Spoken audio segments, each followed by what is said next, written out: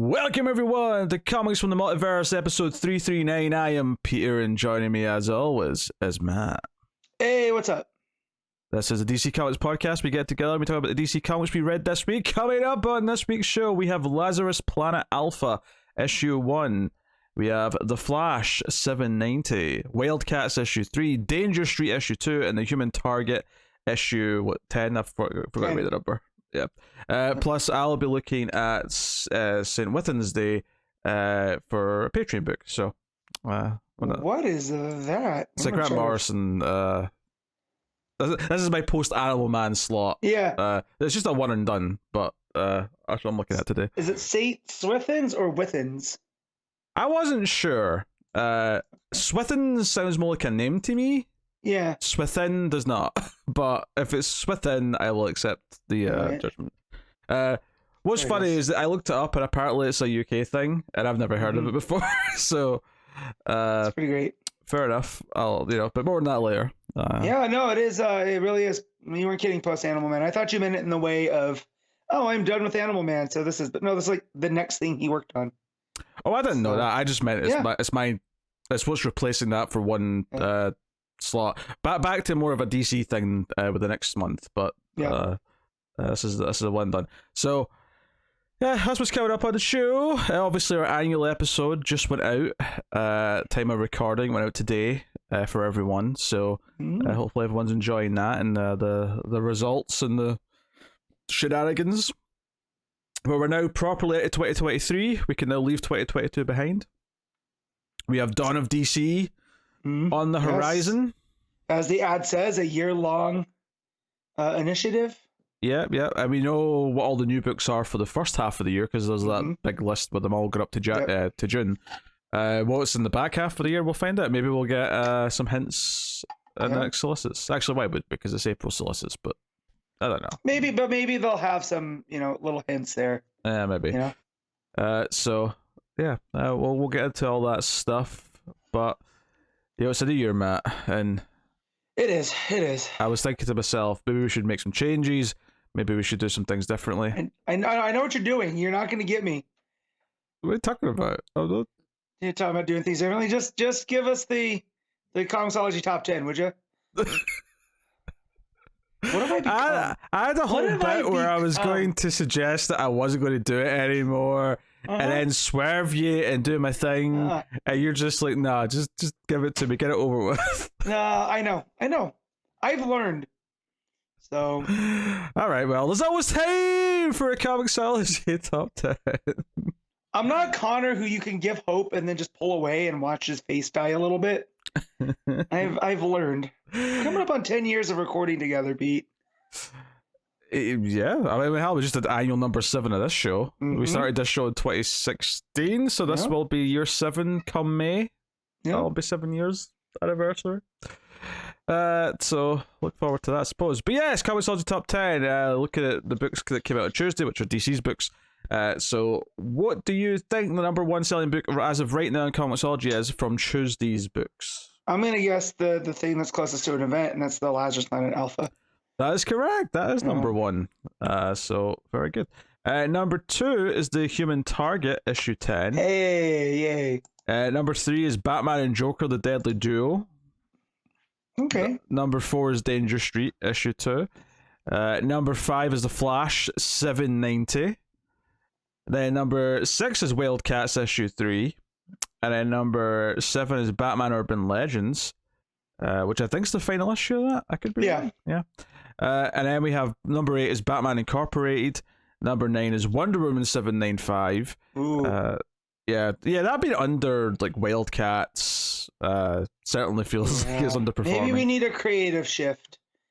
Which that's like the thing with Wonder Woman all the time is there'll be a good couple runs and then something will happen and then we do all new, all different again. So I don't know though. I don't have an answer. Yeah. And then number 10 is actually a trade that came out on Tuesday, which is Avatar: The High Ground Volume 2. And yes, Avatar as in James Cameron's Avatar. Oh, okay. Yeah, not the last Airbender. I'm thinking the Airbender. Yeah, right, no. That's what I was thinking. Yeah. So I think Volume 1 also came out on Tuesday. No, Volume 3 came out on Tuesday. Okay, so 2 is a little bit higher than 3. Yeah. So, yeah. Oh, yeah, there wasn't a ton of DC books this week. You know, it was still a relatively light amount. I guess because we're gearing up for all this, you know, big initiative and relaunching and things. Things are a little bit quieter. But we will look at Wednesday for the rest of the comic book industry. What do you think the number one book is from the rest of the batch? I'm going to guess X-Men 18. You would be correct. X-Men 18 is number one. Then I got, when there was a slight hesitation, I got a little bit worried because then I'm like, was there like an event thing going on that I missed? But no, I don't think so. I'm going to make you guess number 2 because I'm going to tell you it's not a Marvel book. It's not a Marvel book, right? Well, I have one book that comes up on League of Comic Geeks. But I don't know if that's it. Is it from Boom? No. Okay, so it's not that one then. So then I'm gonna guess that it is. You said it's an independent, right? So it's not Marvel. Well, it's not Marvel. It's not Marvel. I'm gonna guess then Gunslinger Spawn. That is incorrect. No, Nemesis Reloaded issue 1. Mark Miller's new book. Wow. With Jorge Jimenez on the art, which is probably why he's not on Batman. So I had to scroll down to the 1, 2, 3, 4, 5, 6, 7 to the 8th row on League of Comic Geeks before that even showed up. Issue 1s always show up low on that though, right? Because people haven't pulled them yet. Yeah. So that's why I didn't even know that was a thing though. But Jimenez, I mean, good for Jimenez. We like Jimenez. Yeah. Number 3 is Amazing Spider-Man. Number 4 is Legion of X issue 9. Number 5 is Daredevil issue 7. Number 6 is Wolverine 29. Yeah. Number 7 is Mary Jane and Black Cat. Number 8 is Avengers War Across Time. Number 9 is Darth Vader. And number 10, another non-Marvel book, but we have Black Cloak issue 1, which I didn't know about, but it's written by Kelly Thompson, which does make it a bit more intriguing to me. My shop didn't have that in, because if I saw Thompson's name on there, I probably would have grabbed it. All new series with Meredith McLaren, a Blade Runner style mixes with saga-esque drama in a delectable fantasy sci-fi blend as 2 Black Cloaks try to solve the murder of a beloved prince in Kiros, the last city in the known world, before the murderer tips the city into war. Well then, I might have to try this once the... And it's a triple length issue for $4.99. So yeah, 64 pages for $5 is pretty good. Yeah, that's not bad by any means. Ooh, there's a Christian Word variant cover. Looks honestly, if I had realized this was coming out this week, I might have suggested we read it, but I did not realize. So well, that's so my shop, like, you know, the ebbs and flows of comics, like it's always heavy on DC and Marvel, but you know, I always check because they put them in, you know, groupings. I always check the independent groupings just to see, you know, that's how I ended up with the Creep Show, which I still haven't read, but there was a story by Paul Dini in there. I mean, so I saw his name and I grabbed it. It's a very common thing now to, like, you know, fall for what creators you like when they're at Marvel or DC, and then when they go to do their independent stuff, you sort of read it because it's them at that point. So yeah, I'd be curious to check this out. This was not there, because if it was, and again, if I saw Kelly Thompson's name, I would have picked it up. Oh man, a Tula Lote cover too. Yeah, man, good for Kelly Thompson getting high profile variant covers. Yeah, plus we got number 13, Something is Killing the Children. So yes, Tynion, another obviously creator that we're into. So other than that, there's a lot more Marvel. You got Moon Knight, you got Miles Morales, Spider-Man, you got more Star Wars books, Ghost Rider. Like they got tons of stuff. Marvel released like, I don't know, 50 books this week or something. I'm exaggerating, of course, but that's what it seems like. There's a lot. Yeah. But there you go. That's the Comicsology top 10. So yeah, that is it then. Technically it's only been 2 days since we recorded because we did the annual episode, so I don't have a whole lot of wacky small talk ready for you, Matt. No, just you know, I've had not much going on. I celebrated Friday the 13th yesterday, so as you do, you know, as I do. But I mean, I'm going to see Megan on Monday. That might be fun. Hey, yeah. I still need to do that. Yeah, doing that for Screams.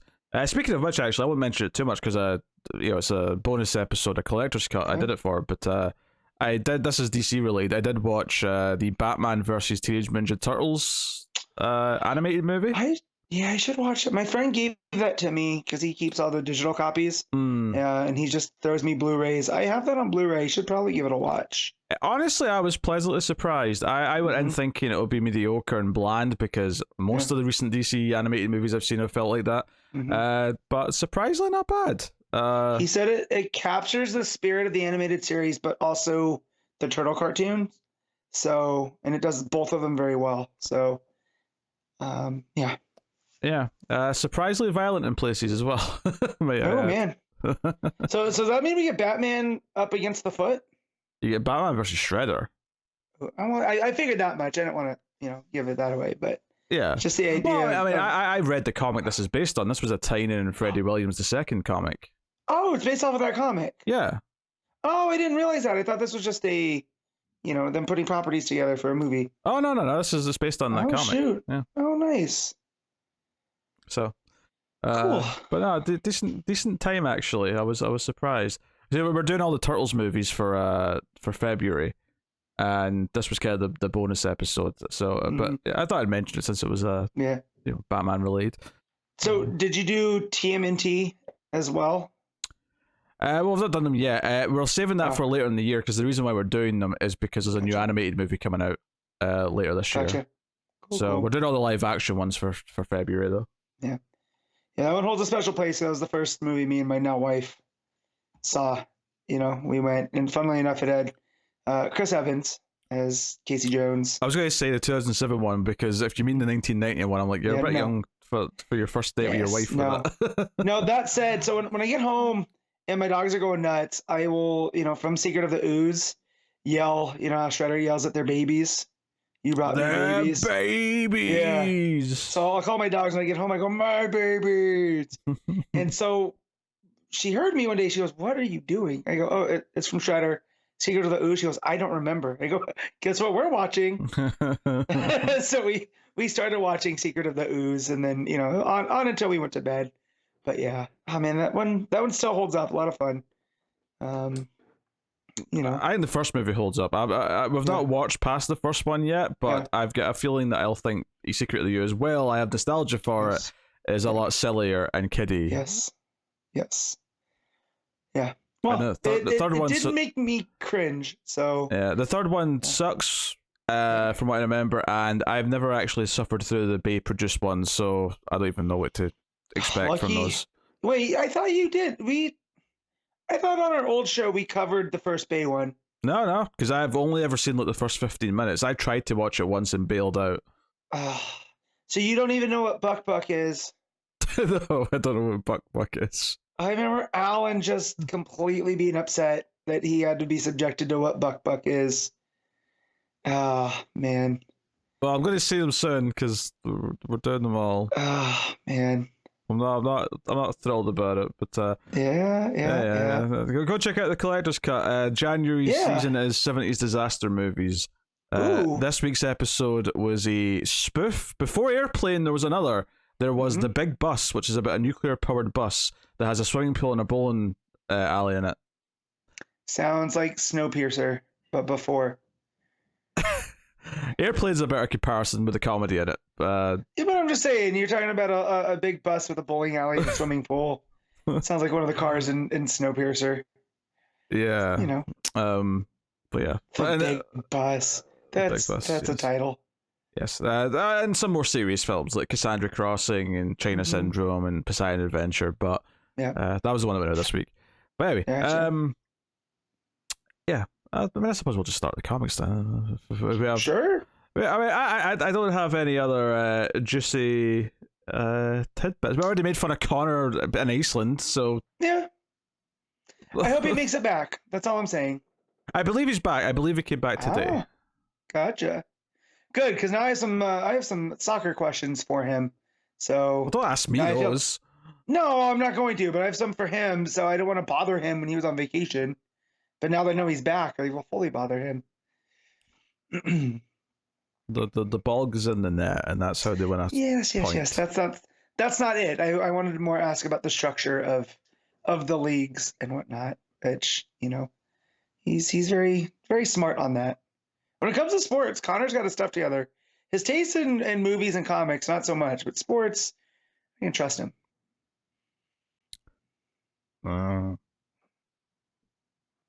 have no observation to add to this. No, I'm just saying he doesn't like Back to the Future, and that's always sus to me. Was it sus? Also, you've been watching people play Among Us or something? It's sus. No, I work with teenagers, and it's still said. So, that's just how it goes. Plus, it's fun. It's fun to say, that's sus. So Connor was born sus. Yes, he was. That's what the ginger hair signifies. Can we trust him? I don't know. All right. Lazarus Planet Alpha issue 1, Mark Waid with Riccardo Federici on the art. Which I actually didn't know before I read this, so me neither. I opened the first page and went, oh. And I went, okay, we'll have Federici for a couple pages because there's a bunch of creators listed, right? I didn't realize there was a Monkey Prince backup that the different artists. So the fact that we got a rather large issues worth of Federici, I feel like we're being spoiled. Yeah, no, that was a nice surprise. I was not expecting the Federici art. This spins right out of Batman versus Robin issue 4 to the point where I think it's fine for us because we read that book, but I feel like if you're pitching this to people and saying, hey, you can jump on to this kind of event thing that's happening, I feel like you can. You have to go read issue 1 through 4 of that. Yep. Because it's constantly referenced, like the situation they're at the start where Batman's kind of injured and Robin's flying them back on the jet and stuff. Like all of it just feels like you need to have seen that. I do appreciate Supergirl being one of the main characters because she was in the Batman Superman story, the World's Finest with Nazar. So it means something to her, and it sets up that there's this Lazarus rain all over the world because of the volcano on the island. But it largely sets up that the Red Bull King, is that his name? Fireball King. Fireball, damn it. You're the Red Bull King. I mean, actually, you like Monster more than Red Bull, right? So, Well, a certain flavor of Monster. Yeah. If we're going basic flavors, then Red Bull beats Monster easy. But... There you go. See? So, yeah, you are the Red Bull King. Yeah, no, Fireball King. Fireball King. Yeah, and he's got 2 henchmen now with even more stupid names. No, because those are the ones from Monkey Prince. You haven't been reading, but those are the ones that were springing up. Goldhorn King and Silverhorn King. That he's been. I always forget his name. The Monkey Prince. That he's been. Marcus. Marcus has been coming up against. Okay. So. Yeah, I mean, this issue is fairly straightforward in that it splits the characters that are around, because there's no Justice League right now, so we end up with this weird hodgepodge of 2 groups. Yeah, put together to maximize their effectiveness. So they're mixing the technology users because they're finding out that this Lazarus rain is also affecting technology stuff as well as magic.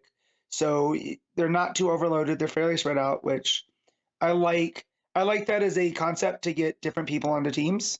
Because I am a fan of random heroes put together. So yeah, you got Supergirl with Batman, with Talia, and was that Blue Devil they're with? Yeah, Blue Devil's there. And then you've got Power Girl with Mary Marvel, Zatanna, Blue Beetle, and Cyborg going after the Tower of Fate. Yep.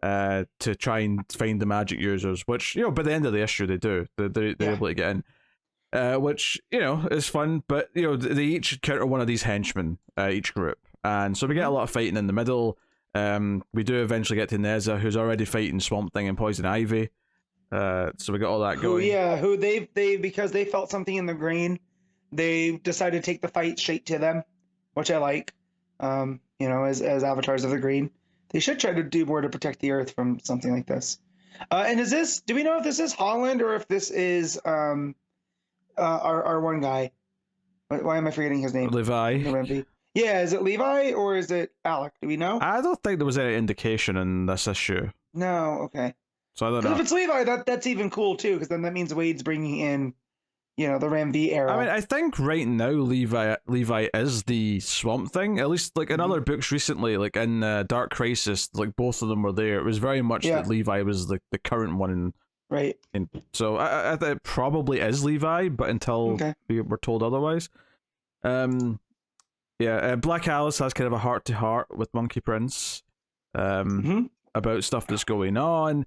She has this awful past that she brings up, and how she was treated.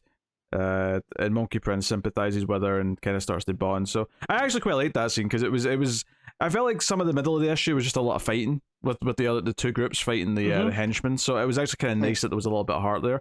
I think what's interesting, or arguably just kind of like simplistic about this, is that this is effectively a 2-part story where there's going to be all these one shots in between part 1 and 2, because we have this cliffhanger at the end where Fire Bull King, whatever his name is, there you go, right? He shows up to where Damien is, and that's kind of the cliffhanger, is that we're going to have this showdown, and Damien's kind of the real main character of all this. It kind of sounds like this will be wrapped up in another oversized issue at the end of February, and everything else in between I don't suspect is going to advance story per se. No. It's just going to have different groups of heroes fighting various things that are connected to this Lazarus stuff, raid and stuff. Yeah. So don't know, there's some good stuff in here, like where like they're fighting Neza and they try and transfer power from Neza to cure Batman of his injuries, and we get that great full page of like demonic Batman, which is just this gorgeous, very scary painted, like demonic Batman with extra horns coming out and stuff. Beautiful, could be a cover, so easy. It's like the second last page actually. Now I'm looking at it. So that stuff's great. Basically I thought it was fine. Like, I think it suffers a little bit from being just kind of this like mini event that's just kind of here to like almost just fill time for a couple of months before other stuff starts. It feels like the Justice League, medieval with the ice, right? And what was that guy? That was Winter is Coming. The Winter stuff. This is kind of what this feels like, and I'm okay with that. I'm okay with these placeholder fun stories, that's letting the writer and the artist do their own thing for a hot second. I mean, I do like that they get into the Tower of Fate because Mary Shazams it, basically. You get a full page of the lightning striking the tower, and that, it's neat. It looks great. There's a page in here where, it's the Lazarus Planet Storm Tracker. And I'm feeling this is, because this is where it starts to say what each book is going to be about and who's going to be in it. So I do like that too. Like in the story, they take a hot second to show what. Hey, this is part of the story, right? Or is this an ad? Honestly, it doesn't really feel like it's in the middle, but there's nothing that really prompts it. I actually thought this was quite random. I felt that this should have went to the end because it felt like the sort of thing you get at the end. It's like a checklist, but it doesn't actually. It's in the middle as if it's part of the story, but it isn't really. Yeah. Okay. So I took it as part of the story, and then I looked over, and on the side did what was gonna be going, right? So like we have the assault on Krypton, which is going to be Batman, John Kent, Superman, Dreamer, Mercy, and Power Girl dealing with this Lazarus Planet stuff. So I like that they took time to really focus on that. But then if you look at all the different locations, it's also saying like some of the stuff that they're going to be dealing with. If you look at the undisclosed coastal New England town, threat, an unknown person found on shore. So it almost reminds me of the Rip Hunter's chalkboard kind of scenarios where they're kind of seeding. I feel this is going to be stuff for the next year, not just Lazarus Planet, as part of the Dawn of DC. These are where some story points are spinning out of, which I think it's kind of nice. Yeah, maybe. I still feel like it should have went to the end of the book, though, because it feels... No, you're right. Now that because I read this first earlier in the week, and I just remember this page making an impact, but as I go back through, it is right at the end of a sequence with Neza, and then it opens up with the Tower of Fate stuff. It shifts over there. So I just thought like, oh, this is just like a, whoever is establishing. But looking back through that, no, it most likely an ad, right, of some kind. So yeah, yeah, it's kind of like, it's got really good art, and it's a perfectly well told story. Mark Waid knows how to write the characters, and give them the voices that make them likable and engaging. All that stuff's good. The story's just kind of fine. Like it just kind of feels like a sort of mini event that's relatively throwaway, but has some really nice art. So I don't have like particularly high like praise for it, but I don't have like, I'm not mad at it either. Yeah, no, it's a fun read. I like the fact that because it just wasn't one long story, that there is this backup, and it felt paced really well, this first part. Yeah, I got through it. I didn't read the backup, for the record. Oh, great. I got to it and went, I'm good. I don't need to read this. So not a fan of the art, because and I know what it's doing. It's doing a very manga influence, because it's based off a Journey to the West, and the Monkey King. So I'll cover it. But do you want to rate the first half of the story first, or do you want me to get through this? I'm not. It's a 7. Okay, I'll give it 7.5. Federici art all the way through really pushes it over for me. So this backup is a Monkey Print story, and it's Yang, and the artist is Billy Tan, but it's Billy Tan doing a more manga style, because I've read Billy Tan's art. Well, I've seen Billy Tan's art when he was on Green Lantern. He did a lot of Larfleeze stuff. It didn't look like this, so I know this is a creative choice. But this is a story of Neza and the Monkey King, and how they were once not partners but allies. And it starts with Marcus being told the story by a piece of Shifu, of Pigsy, that came up, and just they're in the heavenly realm, and Monkey King runs into Neza, who's in human form, and he has this red sash floating around him and this double-sided staff. And they get to talking, and we find out that Monkey King knows, that Neza is a demon in this form, right? But he wants his help.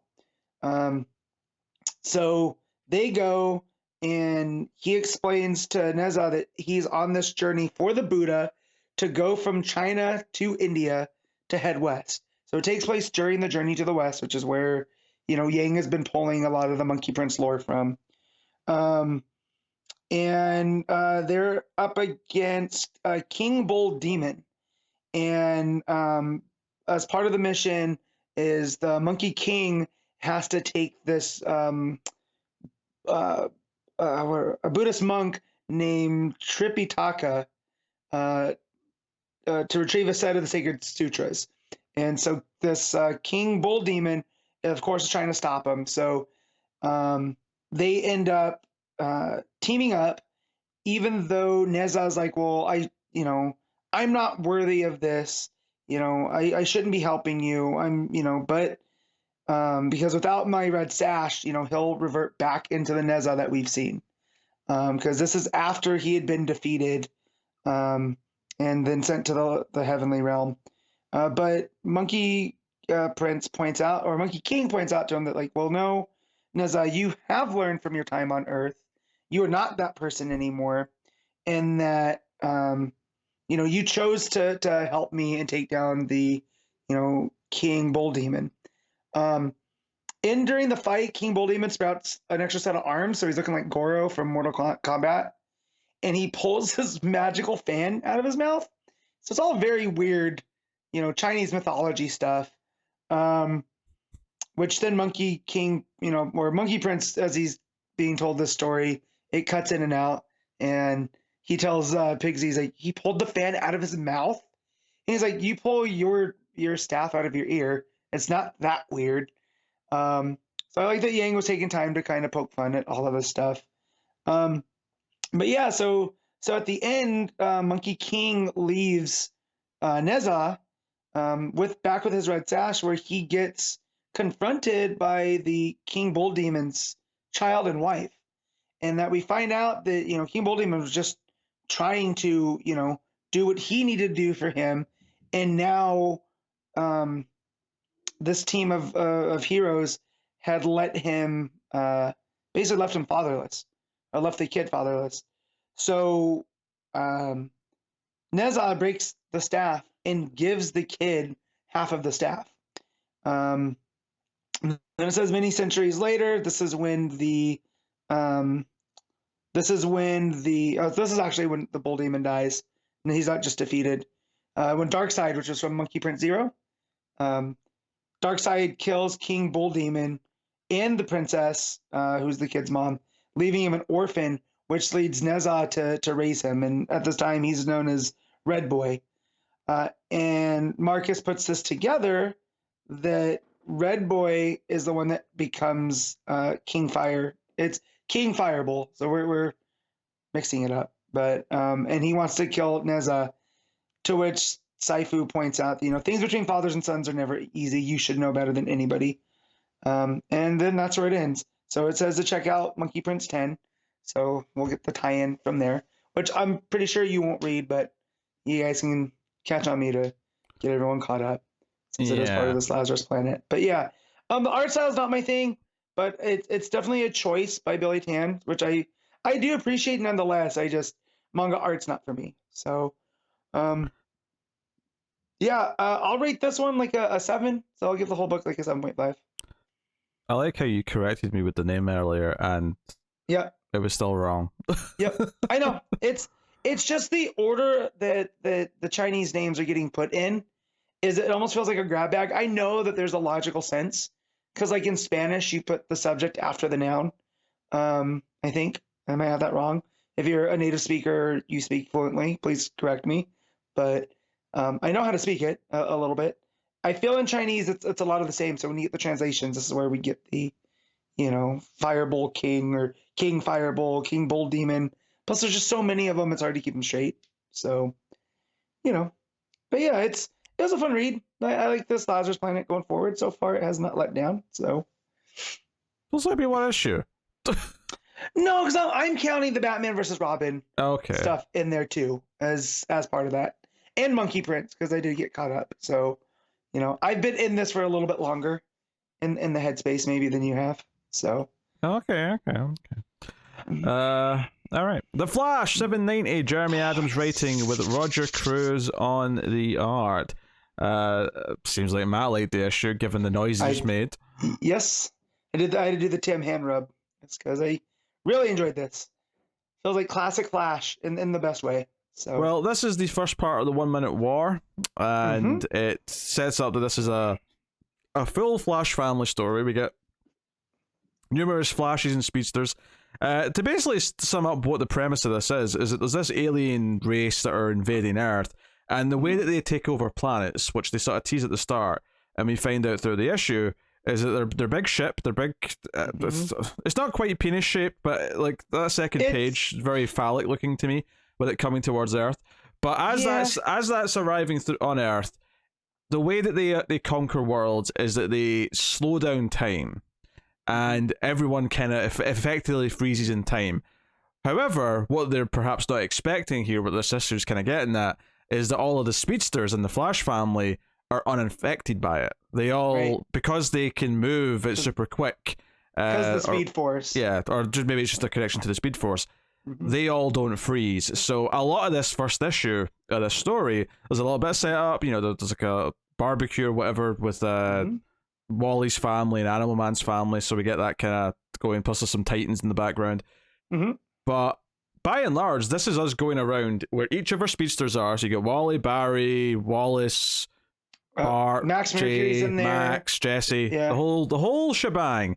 We go around all of them, and it's where they all are and who they're around when the people around them start to freeze. So it does this job of feeling like a, like the ship arriving. It's very like Independence Day almost, where we're going around seeing how everyone's seeing like this thing arrive in the sky. Yeah. But it's having this effect on the world. So all the speedsters are like, wait, why is everyone stopped moving? What's wrong? And then when the ship actually lands in the water, there's actual destruction and devastation, and we get a cliffhanger at the end where Iris might be hurt. I don't think she's dead, but I don't think she's dead, but I mean, Barry's letting out a no as if she is. Yeah. Was not expecting that. I did love seeing Jesse Quick in Our Man, right? Which I would love that there's a spin that Our Man can also be part of this because of his 1 hour power, right? Because in a 1 second war where time is split down, man, he's just as effective as the Flash would be, you would think. But it might just be he's here because he's married to Jesse, and you know they were taking care of stuff together. But yeah, seeing Jesse Quick on here being included as part of the Flash family is always nice. But yeah, I just like the whole dynamics between everybody. We get stuff between Kid Flash and Impulse where he's talking about, he's like, oh, so you're taking to the Kid Flash name now, huh? You know, and they kind of start bickering in the only way that Bart can get out of people. Well, yeah, because Wallace is about to take on some bad guys, and Bart rushes in and does it first, and accuses Wallace of being jealous, or vice versa. But there's they're bickering about who's better and stuff like that. There's stuff with Iris and Barry where it looks like Iris is about to propose to Barry. She's sort of talking about how the relationship needs to have a future, and she whips out what looks to be an engagement ring, and then that's right when the time freezes. And it's done in some fun little ways where you're seeing like people not moving in the background, dropping glasses of water or whatever to the floor. They're frozen. There's like a fly in front of his face that just sort of stays there still. And then obviously the destruction happens and he has to try and save Iris because there's a shockwave. So all around you see all the speedsters like try to save the people that are closest to them and all that stuff. I think what I like about this premise is that it's a premise that inherently makes that so that it can just be the Flashes that are involved. Like, immediately there's no question as, okay, so why aren't the rest of the Justice League getting involved with this? If this alien species is landing a ship in a very public place and they're trying to take over the world, well, because they can't. Literally, the speedsters are the only ones who can operate it quick enough to actually deal with this. And given that it's called the 1 minute war, it's effectively all going to take place over the space of a minute in real time. Obviously, for the Flashes, it's much longer than that.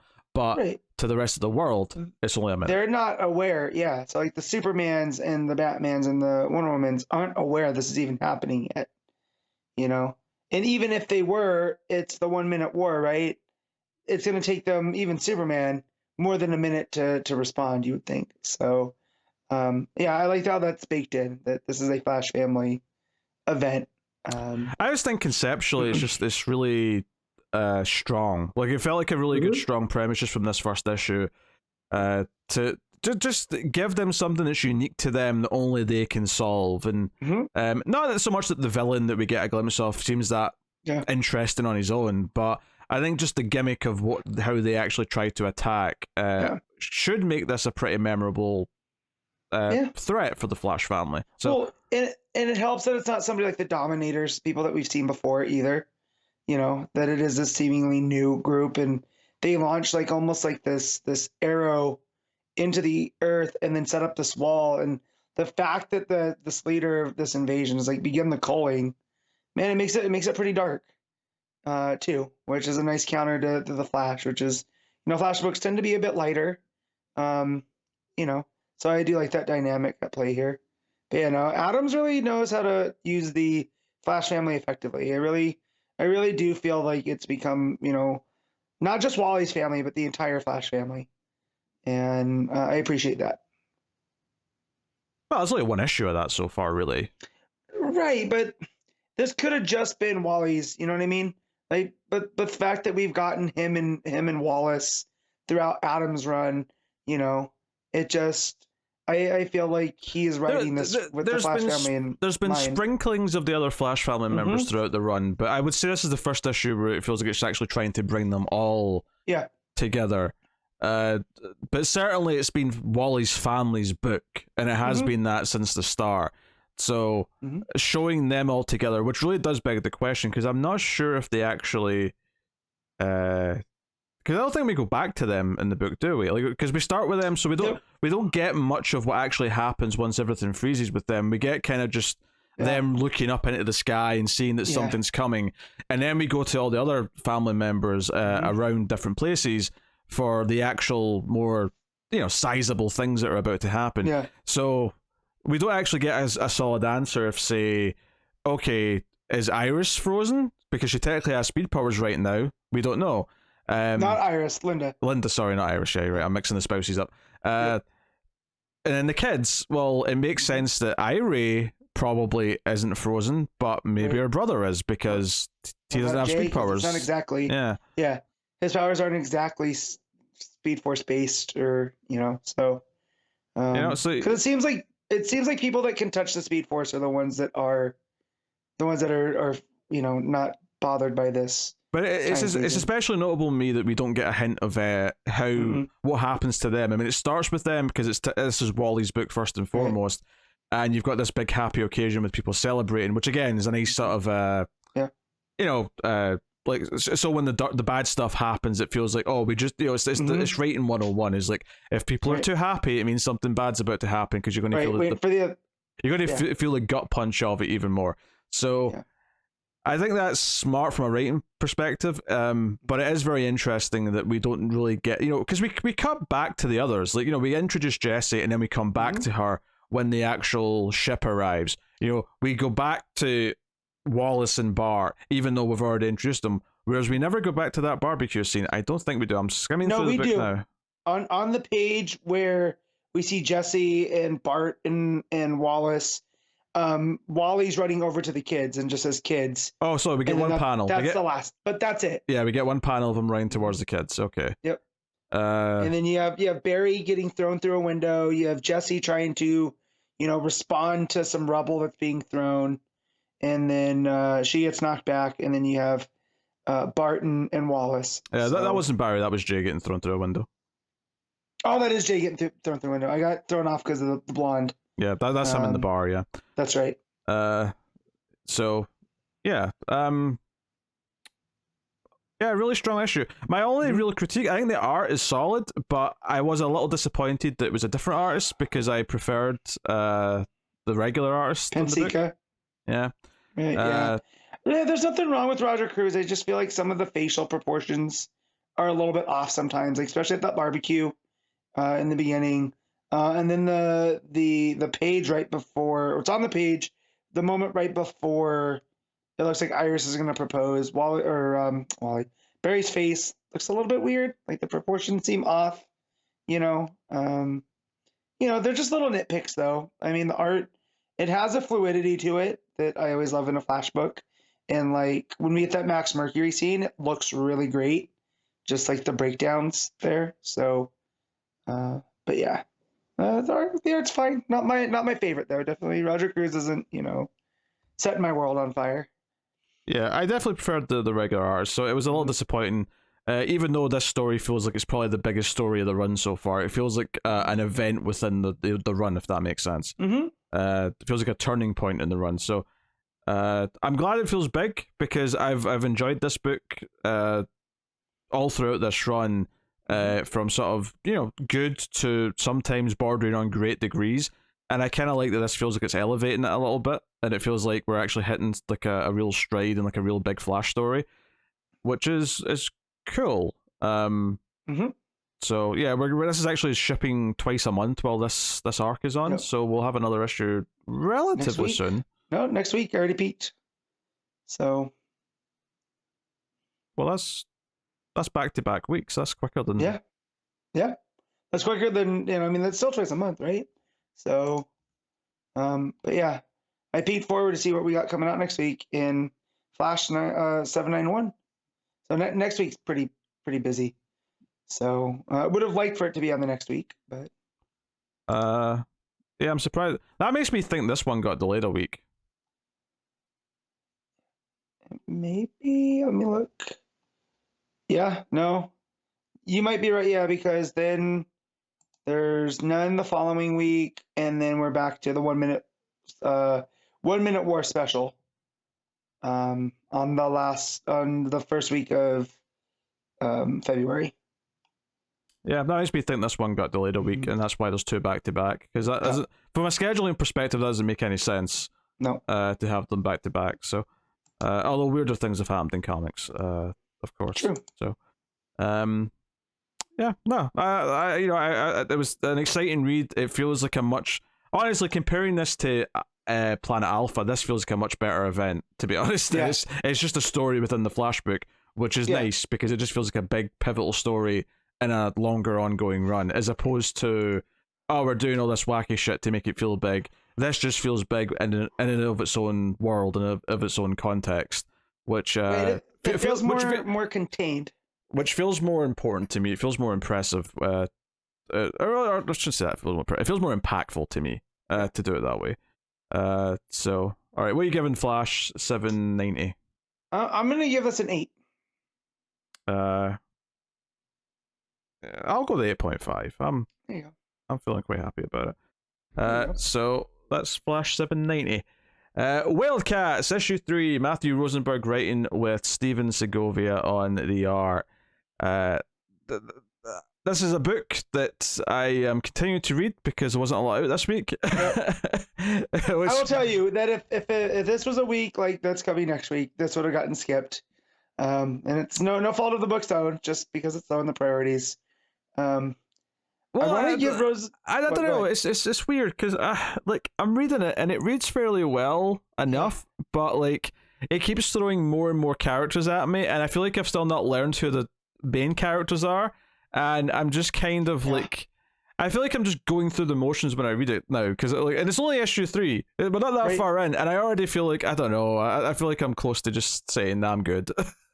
Yeah, the whole Seven Soldiers thing was a hat on a hat, I feel, because they don't really, as of yet, they don't feel that important. I feel like this book really is at its best when it's Grifter and Zealot together. Because like the back half, I really enjoyed. You know, once they start getting into their special mission with Fairchild, that's where I feel like the book really works well. And just throwing the Seven Soldier stuff and all these characters, which with me, and I know this is my own fault, I have to know who all these characters are. So that leads me to, as I'm reading, pull my phone out and let me try to figure out who some of these characters are. You know, like Majestic, because they feel familiar, like I should know who they are, right? But so far in the story, they don't have much importance. If that makes sense. I mean, they set up that they're going to be important though, because like we spend a page introducing them all, and then the main group all react to who they are. Yeah. Right. So it's setting up that there is some conflict. Obviously, Grifter ends up punching one of them, but to get fired, you know, right? Well, not really. Possibly fired. He gets sent on leave. He's not fired yet, and then he's asked to come back before the end of the issue, making it relatively meaningless. Nothing. Yeah. No. So this issue starts with a very, tried and true comic trope of here's something that's happening later in the issue for a page, and then we go back to earlier. This felt really disjointed to me though, because like we ended the last issue with this cliffhanger of the reveal of the Seven Soldiers, and then after this first page, it goes back to that. It goes back to that exact moment and picks up, and we find out that this is the PR team. Like, so the main team's doing all the real work, and then this is the team for the press that is going to do the interviews and the photo ops and all that sort of stuff.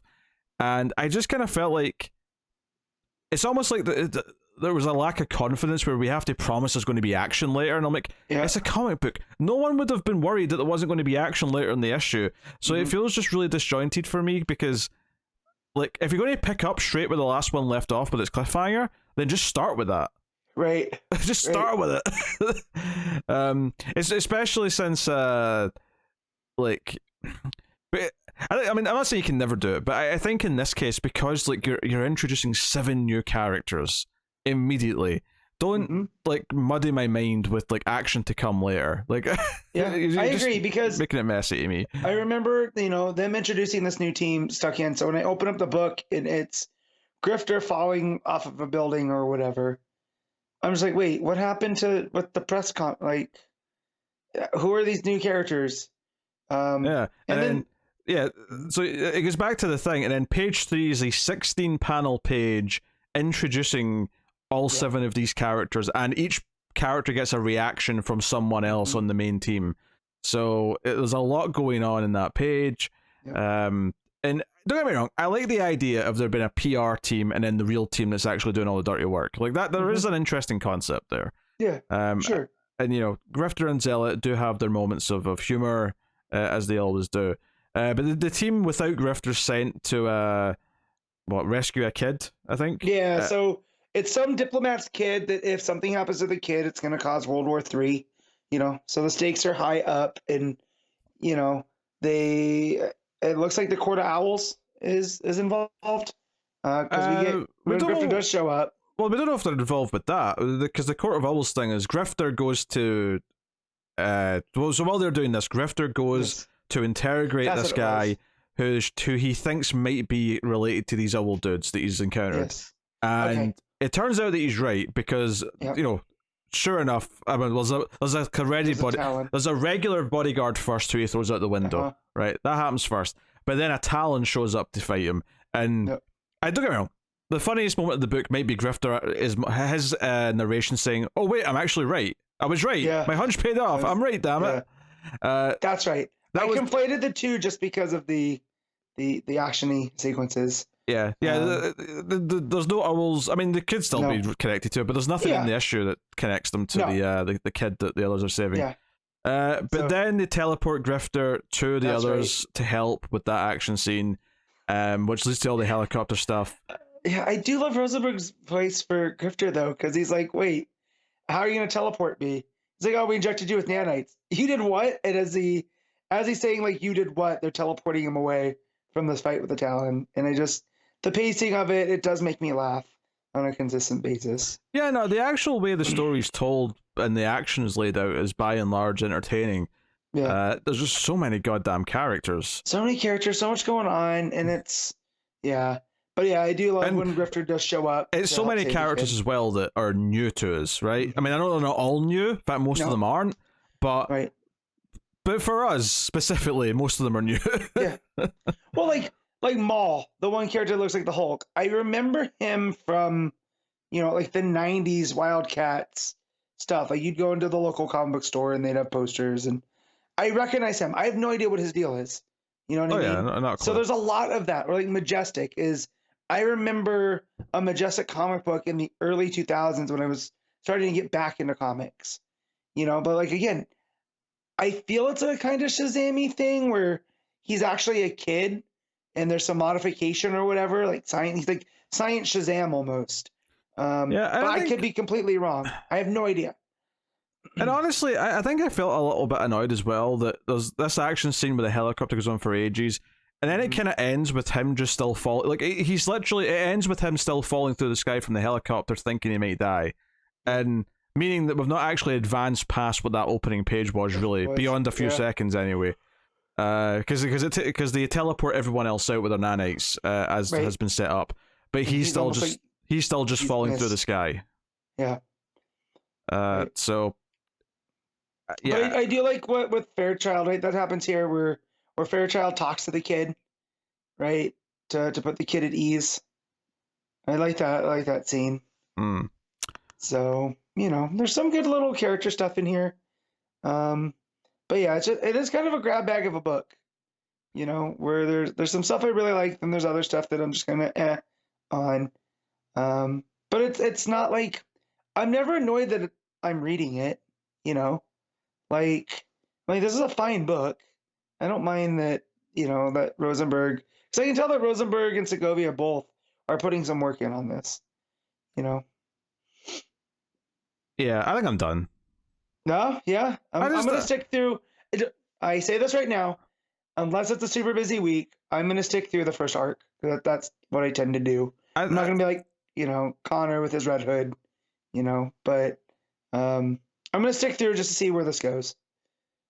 I found myself just going through the motions while reading this and not really being that into it beyond just like the odd moment here or there, and at the end just kind of feeling like I could have just not bothered and I would have not felt any like I'd missed anything. So I just okay. I think fundamentally I just don't care enough about these characters, and I'm not saying that they can't make me care. I think there's been like glimpses of hope or glimmers of hope that Rosenberg could make me care with the story in Urban Legends, and then like parts of the first issue of this. But both as they've went on have sort of dwindled for me, because it starts just throwing in a bunch of characters rather than like slowly introducing them and like building them up one by one kind of thing. It's like, here's a bunch of characters, and you can get away with that to an extent in other like event style books when there's like all Justice League members and stuff, because I know who a lot of them are and I can latch on to most of them. So if there's one or two that I don't know, it's not a big deal. Here, I just kind of feel like, you know what? This is for people who know all these characters. I don't think it's that new reader friendly. It's certainly not month to month. Like maybe in trade form it reads better, because I may have just had the introduction to the main characters like recently if I'd been reading it all in one swoop. So yeah, I'm not really feeling it. I think I'm done with WildC.A.T.s. All right. Yeah. Again, as long as it's not too busy, I will definitely be checking this out. Segovia's ours good, but yeah. It has that 90s style to it without any of the drawbacks to me. Like it feels like Jim Lee of that era, but a little bit more refined. And I think that's just Segovia style, So I think it's a good fit for these Wildstorm characters. I mean, the action flows well enough and all that, so I have no real complaints with the art per se. All right, what are you giving WildC.A.T.s 3? I'm gonna give this a 7.5.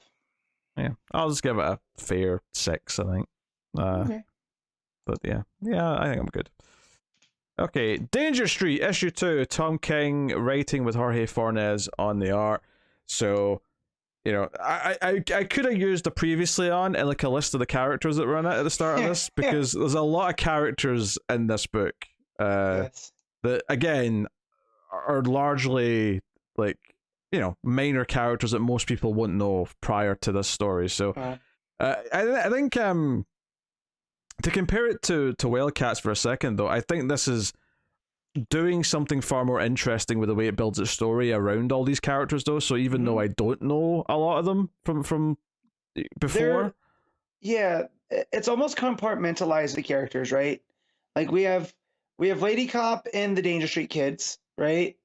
As a Chuck interacting with each other. Then you have Warlord and Starman and their thing. You have the Creeper and the Green Team. And who am I forgetting? There's another piece. Oh, the stuff with Darkseid on with the New Gods. So I do feel like Tom King is very good at compartmentalizing each of these, and then they kind of weave in and out of each other. So that's how I'm able to keep it. Now, do I know all the name of the Danger Street kids? Not really. I remember Good Looks now because he's the one that got killed in the last issue. Yeah, and they say his name a lot in this one. They say his name a lot because they have his funeral, right? But yeah, I'll just I know where these threads are because there's some familiar stuff in there. Yeah. So just to sort of go through, because there are so many like different parts to each of the stories. We have the funeral for Good Looks, and we get the 9-panel grid. We get the other kids talking at his funeral, and then we get the sad reveal in page 2 that it's only them and Lady Cop that are actually at the funeral. And I'm like, where's his parents? Where's his parents? Yeah. It almost feels like the Danger Street kids are kind of not orphans, but like their parents don't care enough. And maybe Good Looks was an orphan and this was his family. But yeah, that was a definite moment when it pulled back and it's only those kids and Lady Cop. It made me a bit sad.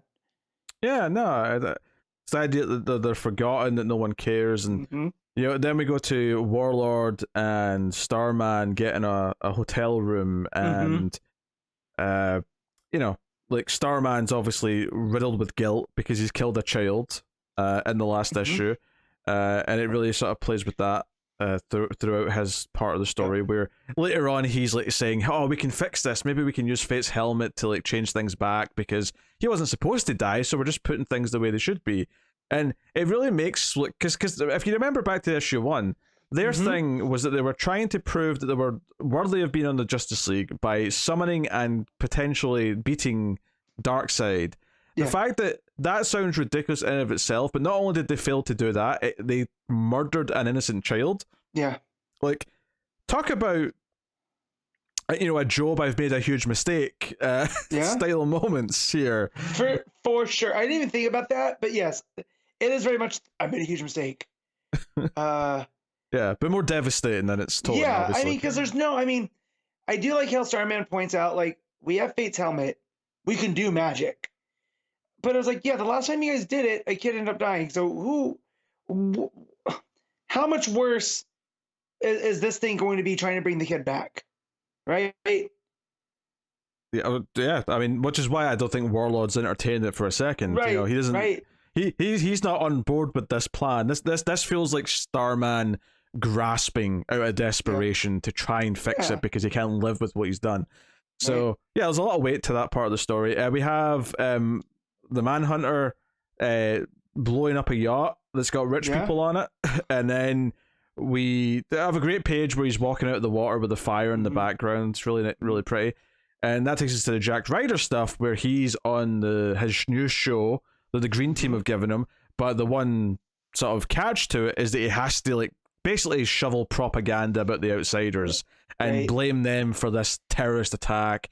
And that's all he's constantly talking about through all of his segments on the air. Even though we see that when he's off the air, he does question, well, like, I'm looking into this. In fact, we even see him do it as the Creeper. He's actually questioning someone.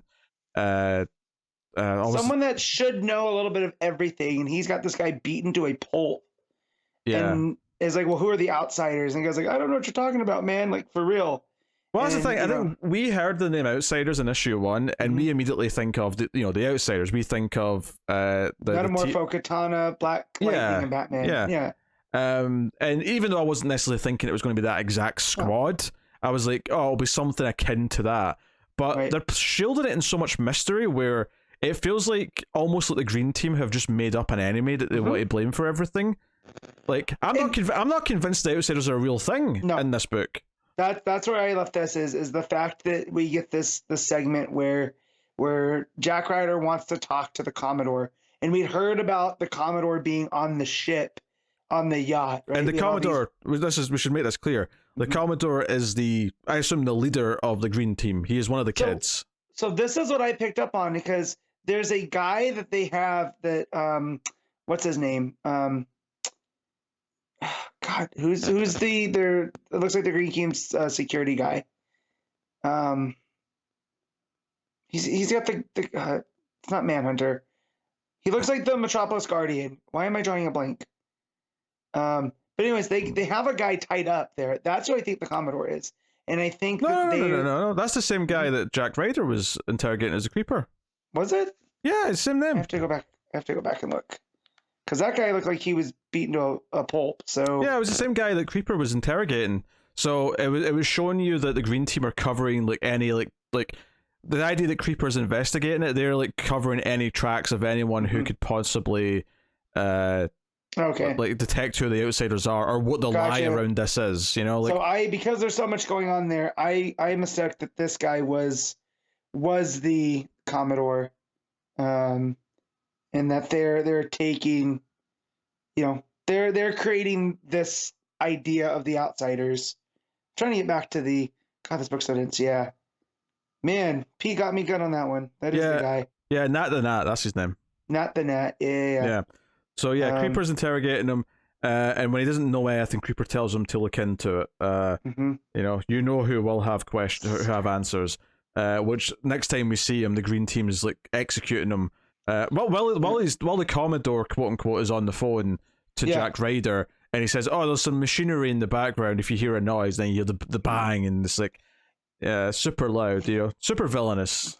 These might be some of the worst villains that Tom King's ever written, and they're rich kids, which don't, Well, yeah, there's that scene of them in the middle of the book with them. They're playing like poker, and one of them's telling this story, this joke.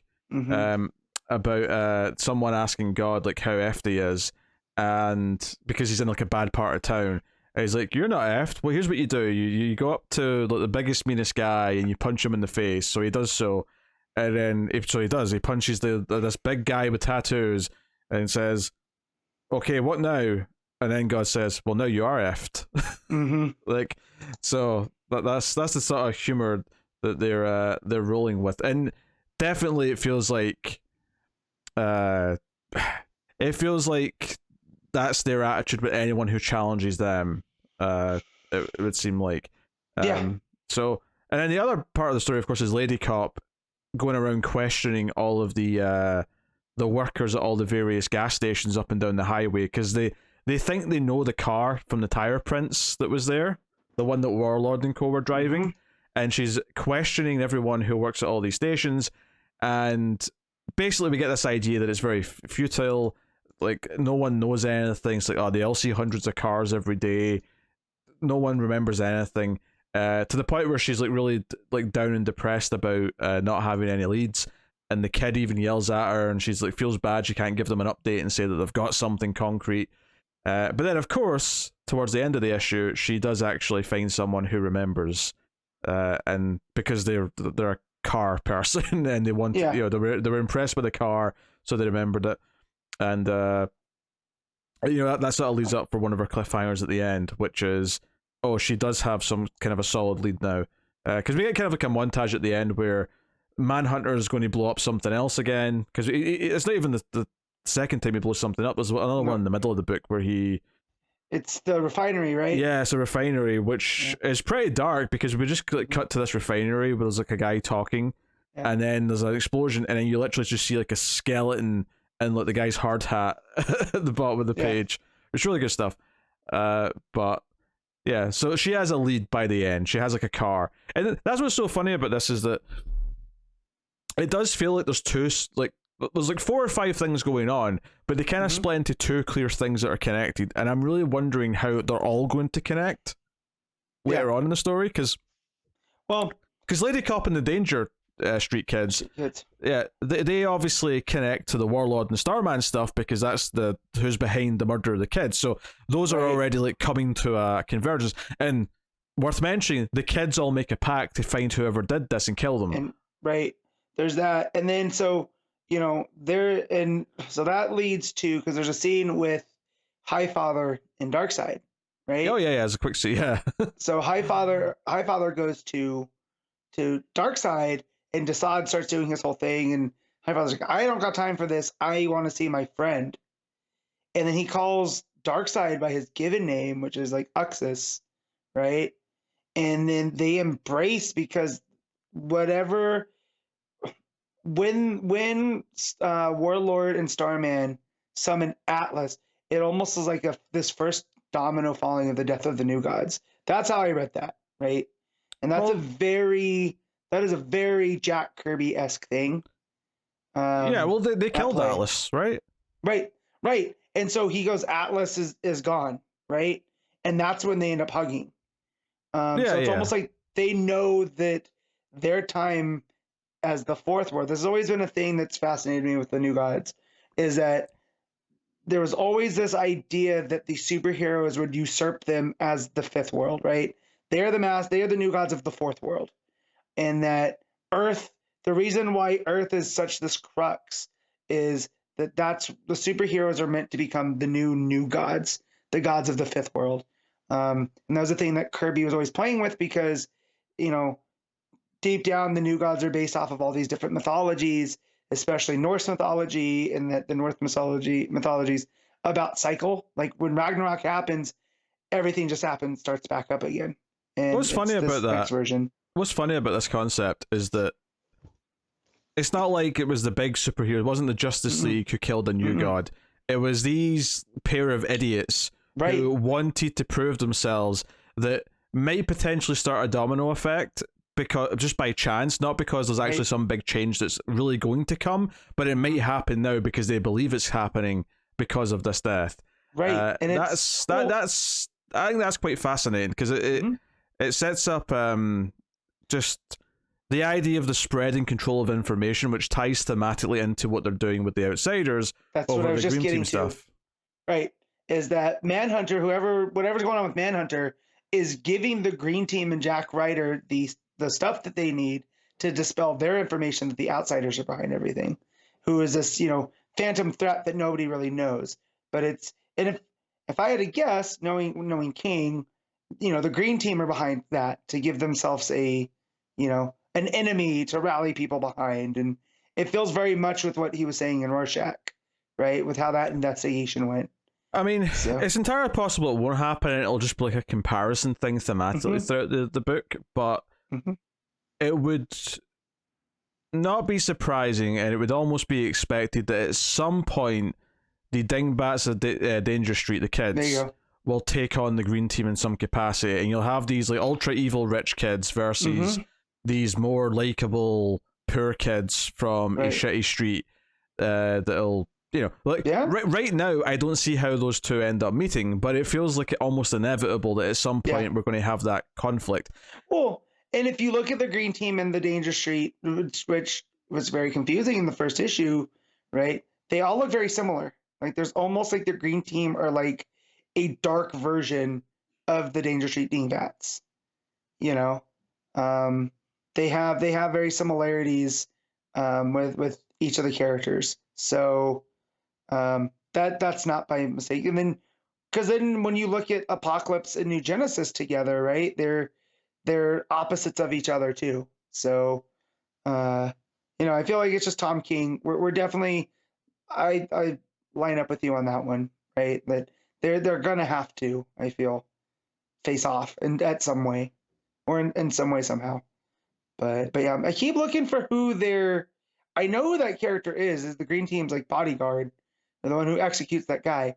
It's just it's slipping from me, and it's driving me nuts. Because as we've been having this discussion, I've been trying to Google it and I cannot find it. Yeah, honestly, it wouldn't shock me if there was somehow a twist where the Dingbats become the Green Team, since you're pointing out the similarities between them.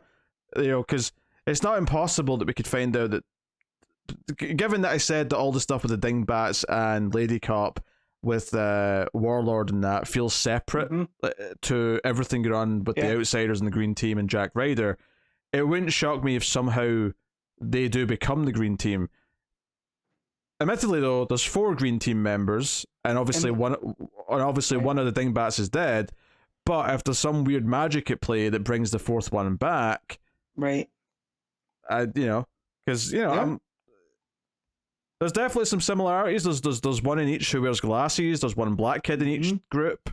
Like the hair on the other one is kind of similar to one of the other guys on the Green Team.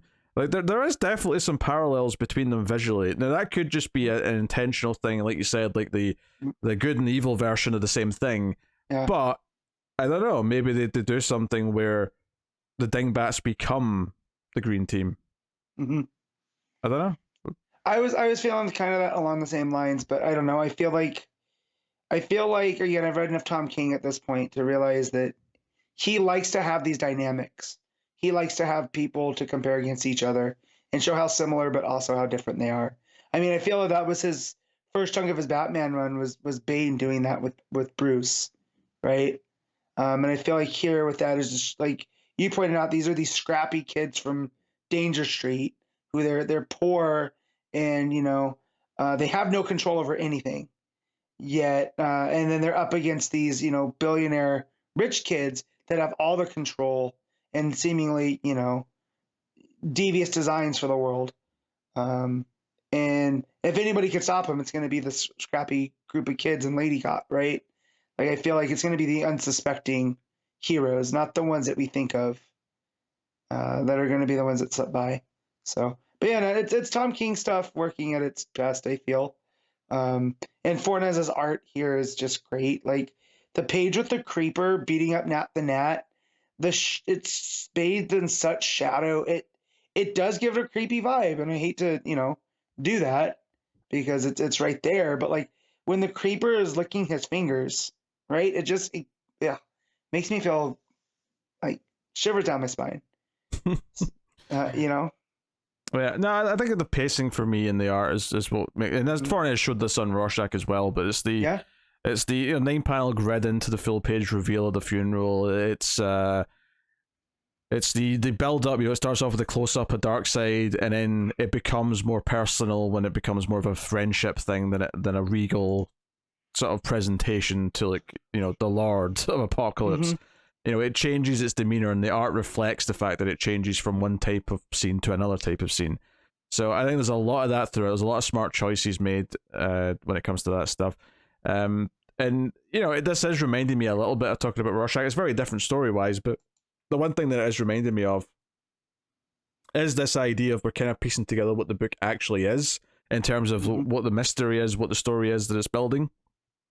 Whereas I feel like Human Target has a mystery, but Human Target isn't, like, mysterious in how it's told. It's very much like taking it one day at a time. We understood what the concept was clearly from day one, and it's working through. Well, it's got twists and turns, but it's going through in a more straightforward narrative.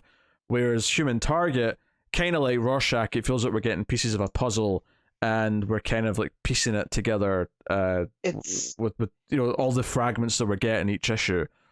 It's very dense, right? Like Rorschach was, versus Human Target. Not that it's not dense, but it is more straightforward in what the mystery is.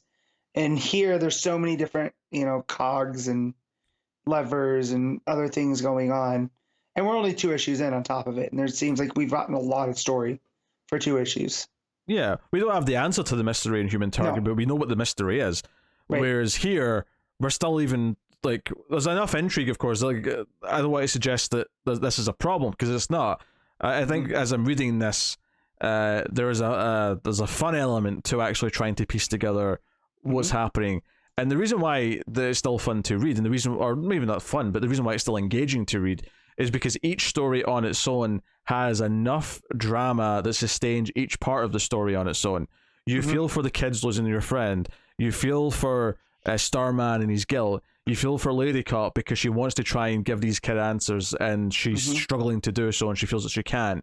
The propaganda and the conspiracy, the Green Team stuff is intriguing. It's interesting to watch and seeing what they're up to. Like, each part of the story on its own functions enough on its own with its own drama and intrigue that it makes the whole thing easy to enjoy, despite the fact that we don't know how it all fits together yet. That's where it would fall apart if those things weren't. It's just like, okay, the end game's great and I've got all these pieces that go together, but the important thing is that each individual element is engaging and makes you feel something on their own, and almost all of them do in the book. So I think it's doing a really good job. And I really enjoyed issue 2. The only concern I had is that I really would have liked to recap at the start, just to refresh. But I ended up going back and skimming issue 1 just to give me a quick, refresher. Or even a character page too, to remind you who these characters are. Yeah. I always like that. I mean, I wish they would bring back the recap page. I went to DC Wiki and looked at issue 1's page. I didn't want to look at issue 2 because if there's a surprise character, it would tell me that. So I looked at issue 1 to just sort of see, okay, just remind me who all the characters are. Yeah, so I was like, okay, all right. So the guy that I couldn't figure out, it's Codename Assassin. Okay, there you go. That's the guy. And then what that led me to, first appearance was the first issue special where all of these other characters are coming from. So again, it's Tom King also taking this very, kind of cult book and doing this whole big story with them. With all the characters and making them all fit, even the new gods. Is that one issue special meant to be really good or something, or is this like a weird? No, just like... so the research that I did on it was these were all meant to be like the first issues, kind of like a pilot season, right? And then something had happened that led to them being all published on the same time, and so they were all these little snippets of books that nothing happened with, and because it was such a low printing number, it became this thing like this kind of like cult fandom around it. Because if you had read it, there was a lot of stuff in there by, Jack Kirby, Joe Simon, Jerry Conway, and Denny O'Neil. So a lot of these just these weird type of things. And it got reprinted a couple times, but those weren't very popular.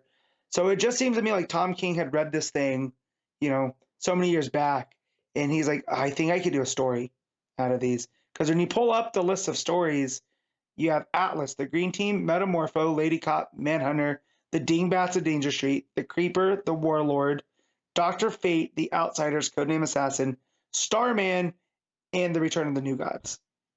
These are all characters that have popped up. What I was asking was really, is there a critical acclaim around that issue, or is this something that is just Tom King who's picked something that he knows? That's what I think it is. Okay. That's what I think it is, because trying to find like what these actual stories about is really difficult, because they were just these little one-off issues. So I do think this is something that Tom King had read maybe as a kid, right? And it made such an impression on him that now he wanted to do this. So, because like Lady Cop, I've tried to look up the character, and it was like maybe 2 or 3 issues worth of appearances, and same with the Dingbats of Danger Street. I know the Green Team became a book that I think Gail Simone had done in the DC YOU section. But other than that, a lot of these characters, like we were familiar with the Creeper and Warlord, Dr. Fate, of course. So, but there's all these smaller ones that are popping up that don't have a lot to work with. I feel are the ones that are shining so far. They're the ones that King can do stuff with, like Lady Cop and the Dingbats, and maybe even the Green Team, right? Judging from what we've seen so far. Yeah. All right, what are you giving Danger Street issue 2? I'm going to give this an 8.5. Yeah, I'll agree with that. 8.5. So, The Human Target issue 10. Tom King writing with Greg Smallwood on the art. So, yeah.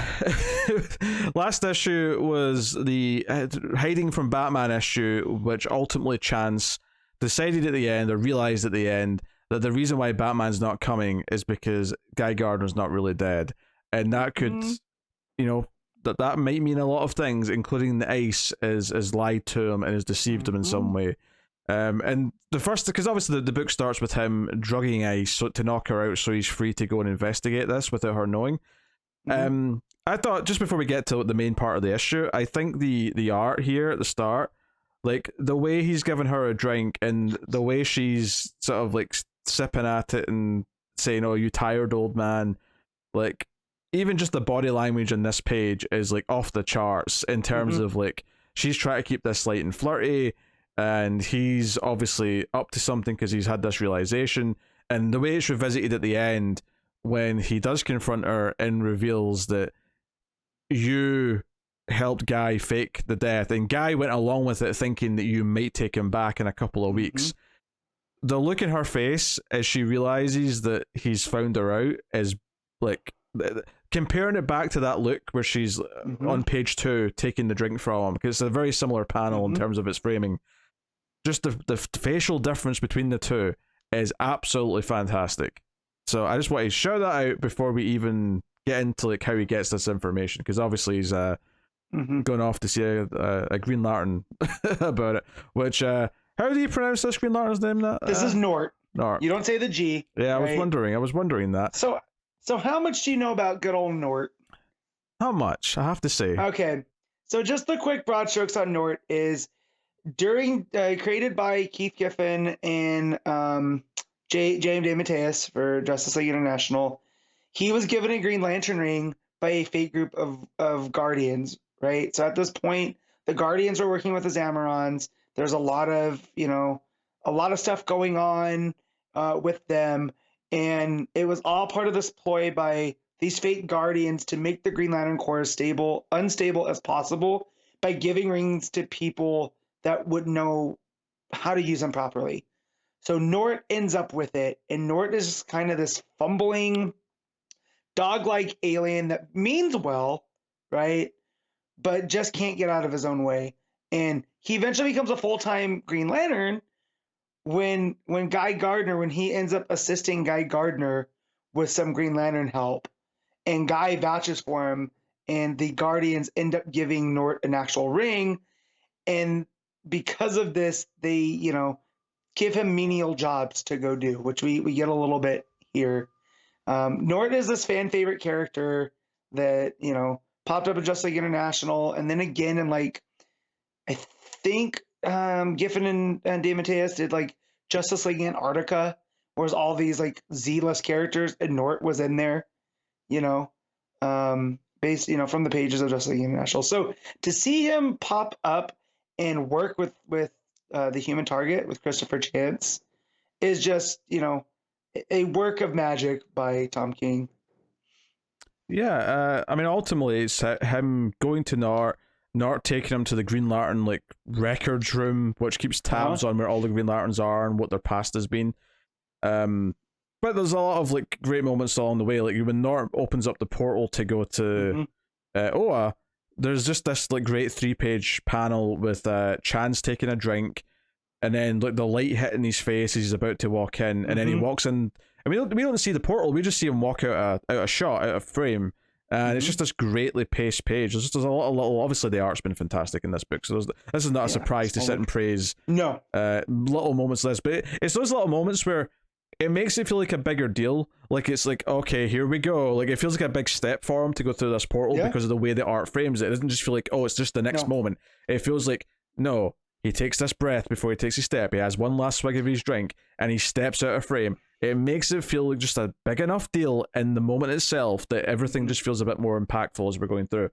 Yeah. But so to get to this records room, and there's some good stuff here that I like. How he looks up himself, he looks up Guy as well, of course, and gets the answers he needs.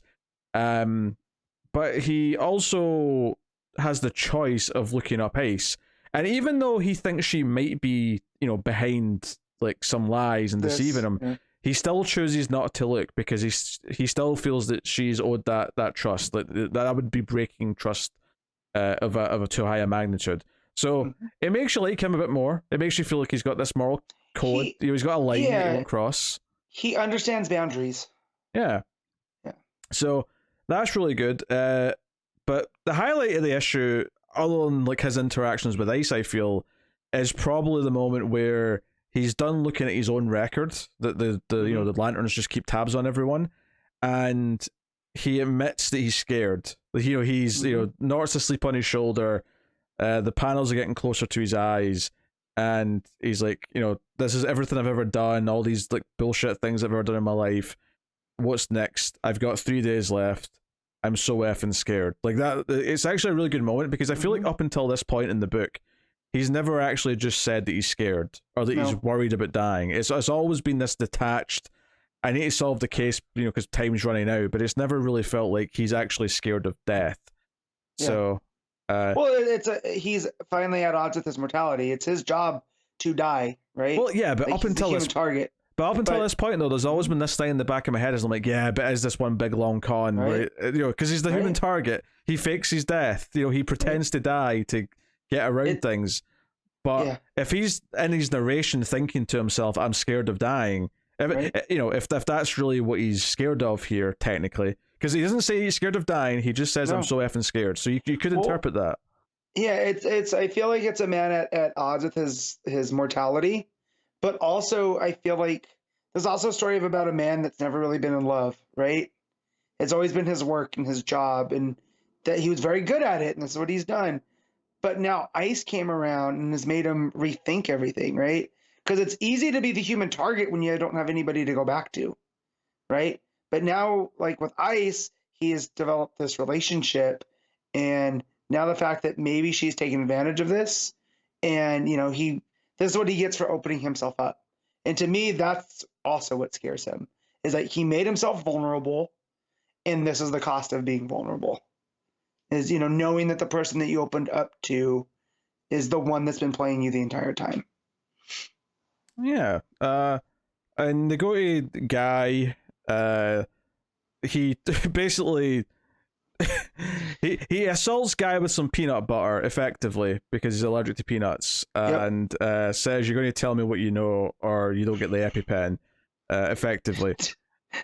My favorite moment, though, is him on the ground with the peanut butter, right? Because he's choking, and Guy just giving him the thumbs up that he'll play. There's just something about the pacing, because up to that point, right, they go to a pool hall that's like, 20 minutes away from where Guy's supposed death happened. Yeah, he's not even hiding like in a different planet. He's not even hiding anything. And Chance is like, we're gonna do this Well, first Guy smacks Nort with a Green Lantern construct, and Chance is like, he's a good guy. He's just trying to help. And was that really called for? I'll just say it. Guy's a little bitch because Guy basically agrees to fight without the ring. Fight without the ring. And then Chris starts beating the shit out of him, so Guy just immediately puts the ring back on to cheat and go back on his word. Yeah. He's very MJF in this, right? I'm not going to use the ring. Use the ring, right? Yeah. And then, he crawls back to his superpower immediately because he's losing. Right? And he makes the anvil, right? And it's such a cool construct. And Chance is standing there with his hand in his pocket, right? And then smacks him. And just again, there's a lot of talk about vulnerability that I talked about here, and that's what with Chance here talks about Guy not putting like his like peanut allergy, and never talking about it because he'd be afraid of somebody exploiting that weakness because he has such an his masculinity is vulnerable, right? So just him smacking him. Not even ending it with a punch, I think, is a nice touch as well. Because it's a chance. Is like, I mean business. Like I'm not here to actually throw down with you. I'm here to get information. But yeah, and then because earlier we had seen him and Nort go to a pharmacy and drop something off, which I thought this is a nice touch too, because it was a prescription that he wrote himself because as one of his jobs, he was a doctor as a target. He kept the prescription pad. So he wrote himself an EpiPen. So this is what he makes the deal with. And that whole sequence I love. Him versus Guy, doing the coward's way out of using the ring after he said that he wouldn't, but Chance having a counter to that, to him saving Guy's life. And not even just that, the idea that Green Lanterns will usually tell the rings their weaknesses so the rings can protect them if they see it coming. That's but the idea that Guy wouldn't tell the ring about his allergy because he's worried that it would make him less masculine. Right. Is the insecurity. Perfect. That's the word I was looking for. That fumbled around. He's so insecure in his masculinity. He didn't even tell his ring about it to keep him safe. So that's how Chance is able to hit him with the peanut butter. Yeah. But the final scene though, where Chance goes back to ice, and her like that look in her face, like that tells me like when he confronts her with this truth. And she has that look as she says his name, Christopher. That tells me, and this is again how good the art is. That art tells me that yes, well, this is true. It's not because she is like that. I see guilt in her eyes. I see someone who is upset that he's found out, not necessarily because the jig is up, but because she's aware that this is going to hurt his feelings. And whether or not like she was playing him to begin with, I suspect that there was real feelings that were developed along the way. Whether that was planned, whether that was not planned, whatever. But it does feel like it's more complicated than just she was being a villain and going against him. And then you get the cap off with him saying, "Here's to us," which she said to him earlier before she passed out, because that's what they were. Because they were having a drink when she passed out. And I love how pointedly he says, "Yeah, I drugged you for a couple hours so I could, I drugged you so I could get some time to talk to Guy." And she's like, "Oh, don't be crazy, he's dead." And that's when he just basically gives her the whole what he's found out, and that's where she gives him the Christopher. Yeah, and you can feel that disappointment from him as he says, "Here's to us," because now there's this sadness to that statement because it's ironic. It's like. What we are might be a complete lie depending on what she says next. So as far as cliffhangers go, this is one of the most exciting cliffhangers because if you're on the hook for their relationship as the driving force of this book, which it turned out to be, and I don't think we were expecting this when we started this book, but pretty clear by issue 2 or 3 that that's effectively what the heart of the book is. Yeah, is this connection between them? She's almost become an inadvertent femme fatale in that she had part of this plan and all this stuff, but I don't feel like it comes from a place of malice. I feel like she does feel bad for getting him caught up in this because he drank Luther's poison that that wasn't meant for him. Yeah, that's gonna be the sort of thing where she fell in love with him, because at first it was about guilt, but then she sort of learned to love the person that she inadvertently got killed. Could be an interesting, way to play it. Yeah.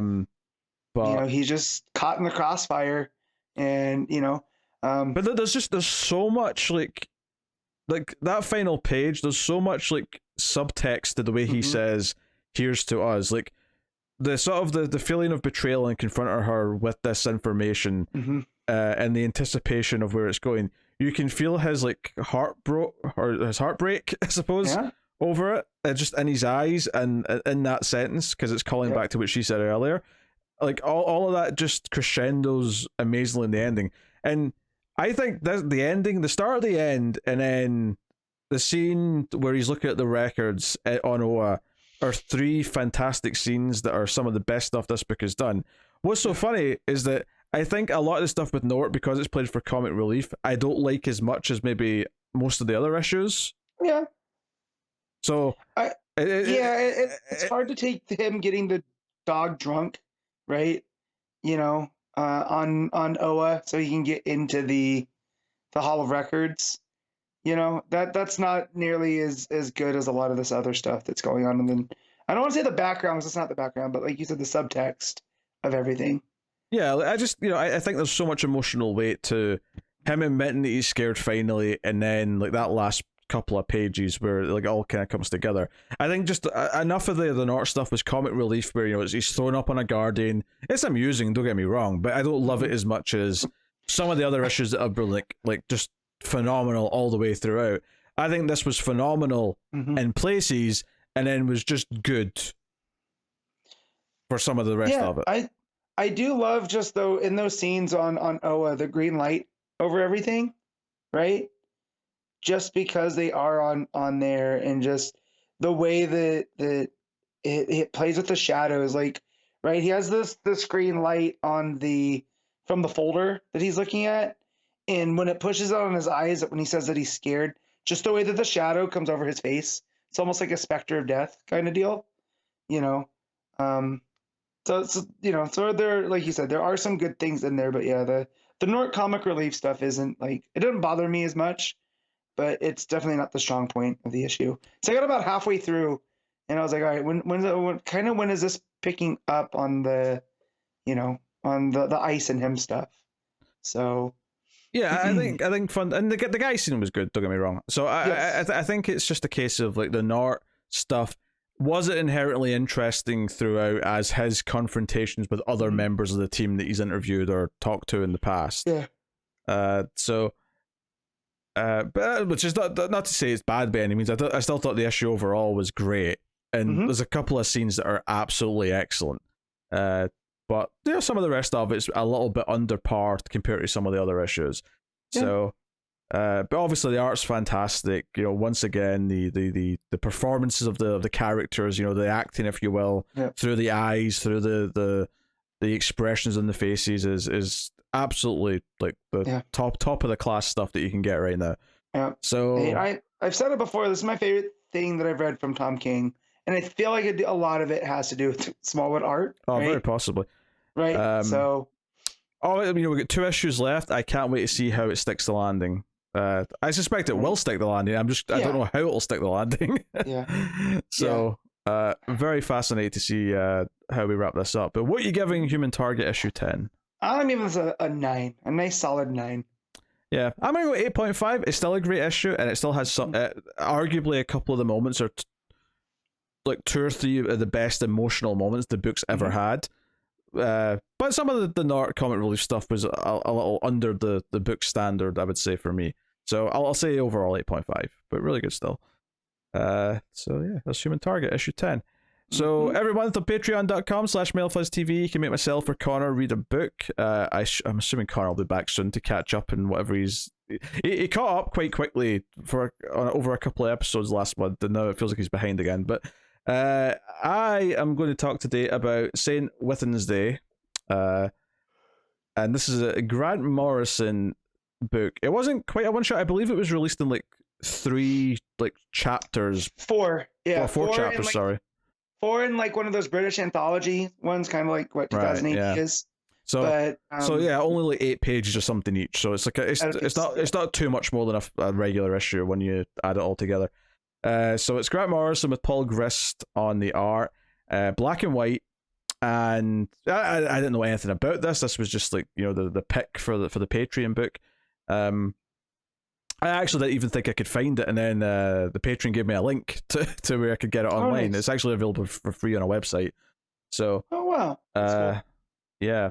So so this is a depressing look at the mind of a teenager. So it's written in the 80s, and the story is about this unnamed main character who is 19, who is planning to assassinate the Prime Minister, who specifically at the time is Margaret Thatcher.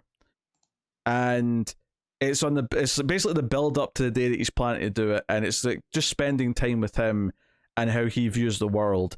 And it's a very bleak kind of like look at depression and like what goes on in someone's mind as they're building up to this.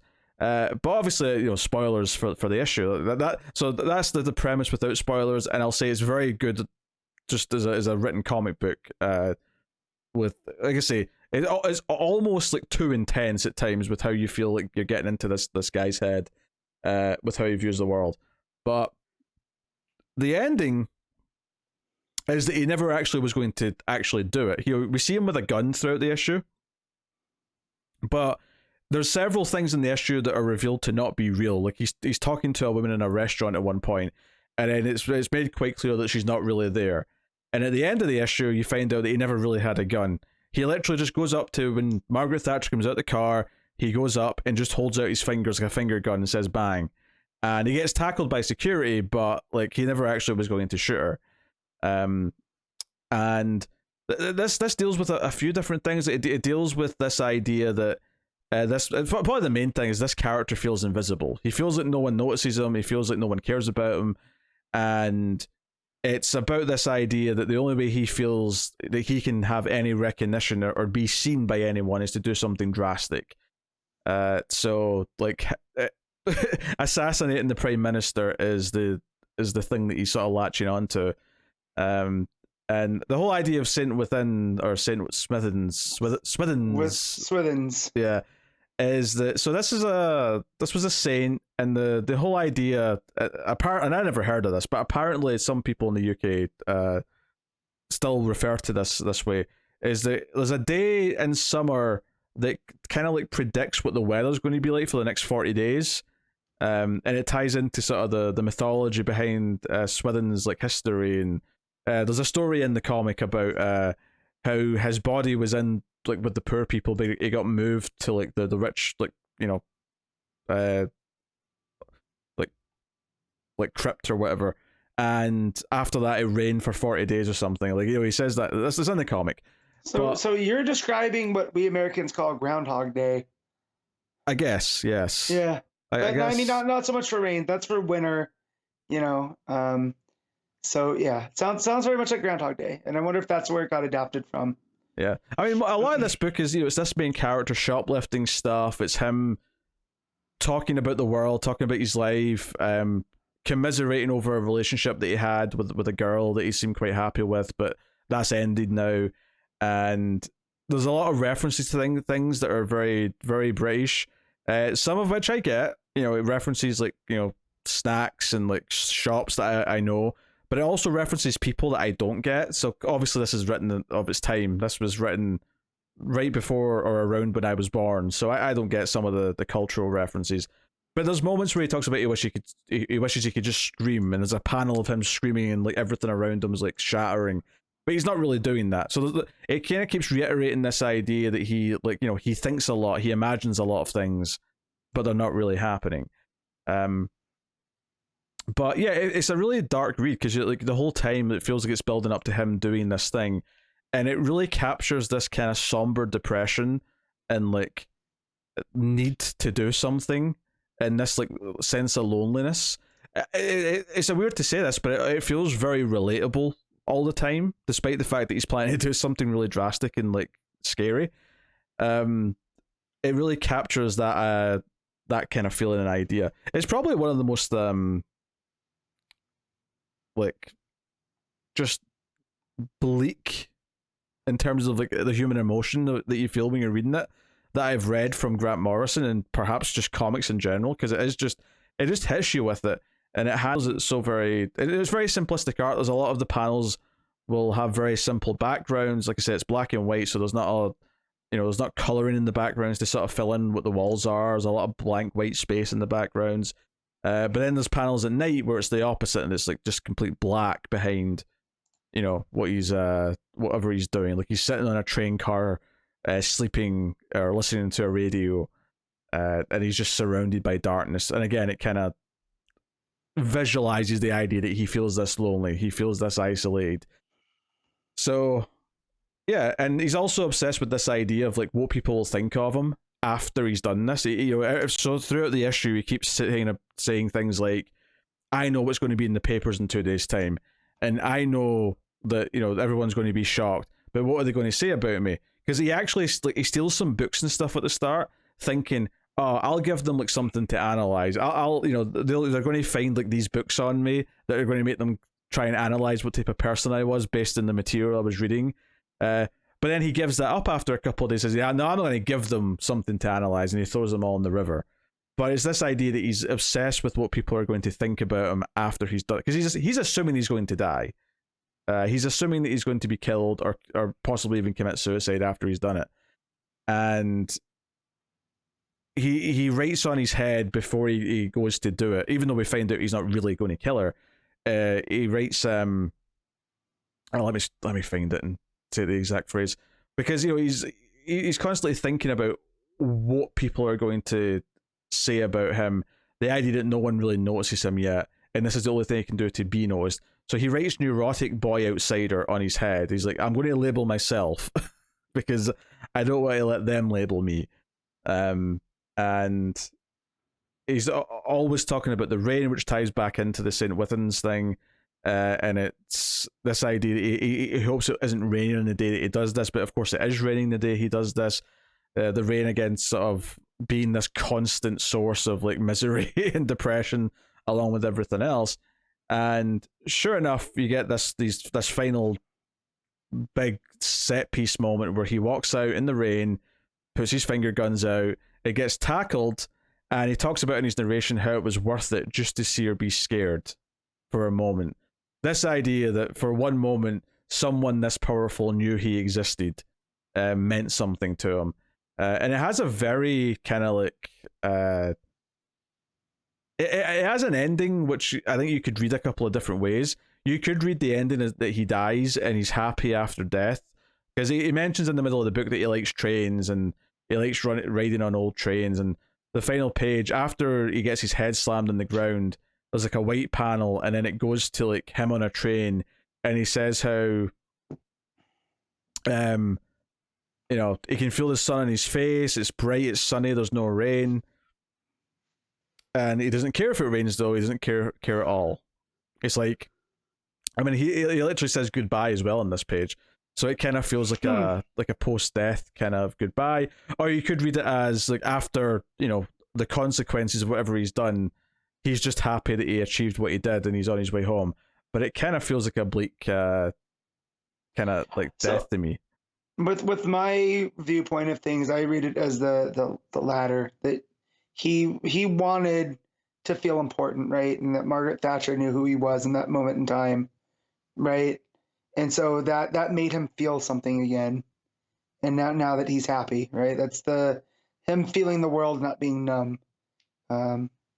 Judging from everything that you've said before. I think it's interesting because it's very much about this idea of like, what does it take to feel like we are important? What does it take to not feel like we're alone? Because it is this character who is constantly like, there's just this constant feeling of that he is alone with his own thoughts and no one else notices him or cares about him. So you kind of building up to this. I think that's the thing that really gives it this sense of mood and this sense of like morose countdown is this idea that we're constantly in his head and he's constantly talking about what he's going to do, and it's very vague at first. He's just saying things like oh, like after what I do in like a couple of days, it's going to be, I'll be in the paper, people will know who I am. It's a sort of thing where it does almost read like someone who's going to commit a mass shooting. Like there is kind of that vibe to it, but this is written in a time before that was a common occurrence. So but it's interesting that you definitely feel those elements there. But yeah, it's a really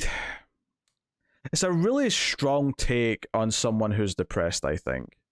And especially like someone who's young, with this idea of like a teenager who views the world in dramatic events and this longing to feel seen, this longing to feel accepted and part of something, and almost this angst and like this feeling of wanting to rebel, this feeling of showing that you don't have to fit into the world that everyone else says that you have to fit into.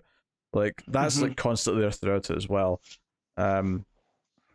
Yeah, I was quite shocked with just how much like atmosphere and just like personal, like this internalized feeling that it was drenched in. Like it was so strong. Like from like 2 or 3 pages in, you already started to get this feeling from it, and it was there throughout the entire thing. It was there until the very end. So very interesting read, I have to say. And the art is somewhat simplistic in its nature, but there's a lot of really smart detail in kind of the expressions and things like that. But there's very simple choices in when to just have blank space and when to have more detailed surroundings. There's kind of a dead look to the eyes of the main character, and the only time I think he smiles in the whole book, I could be wrong.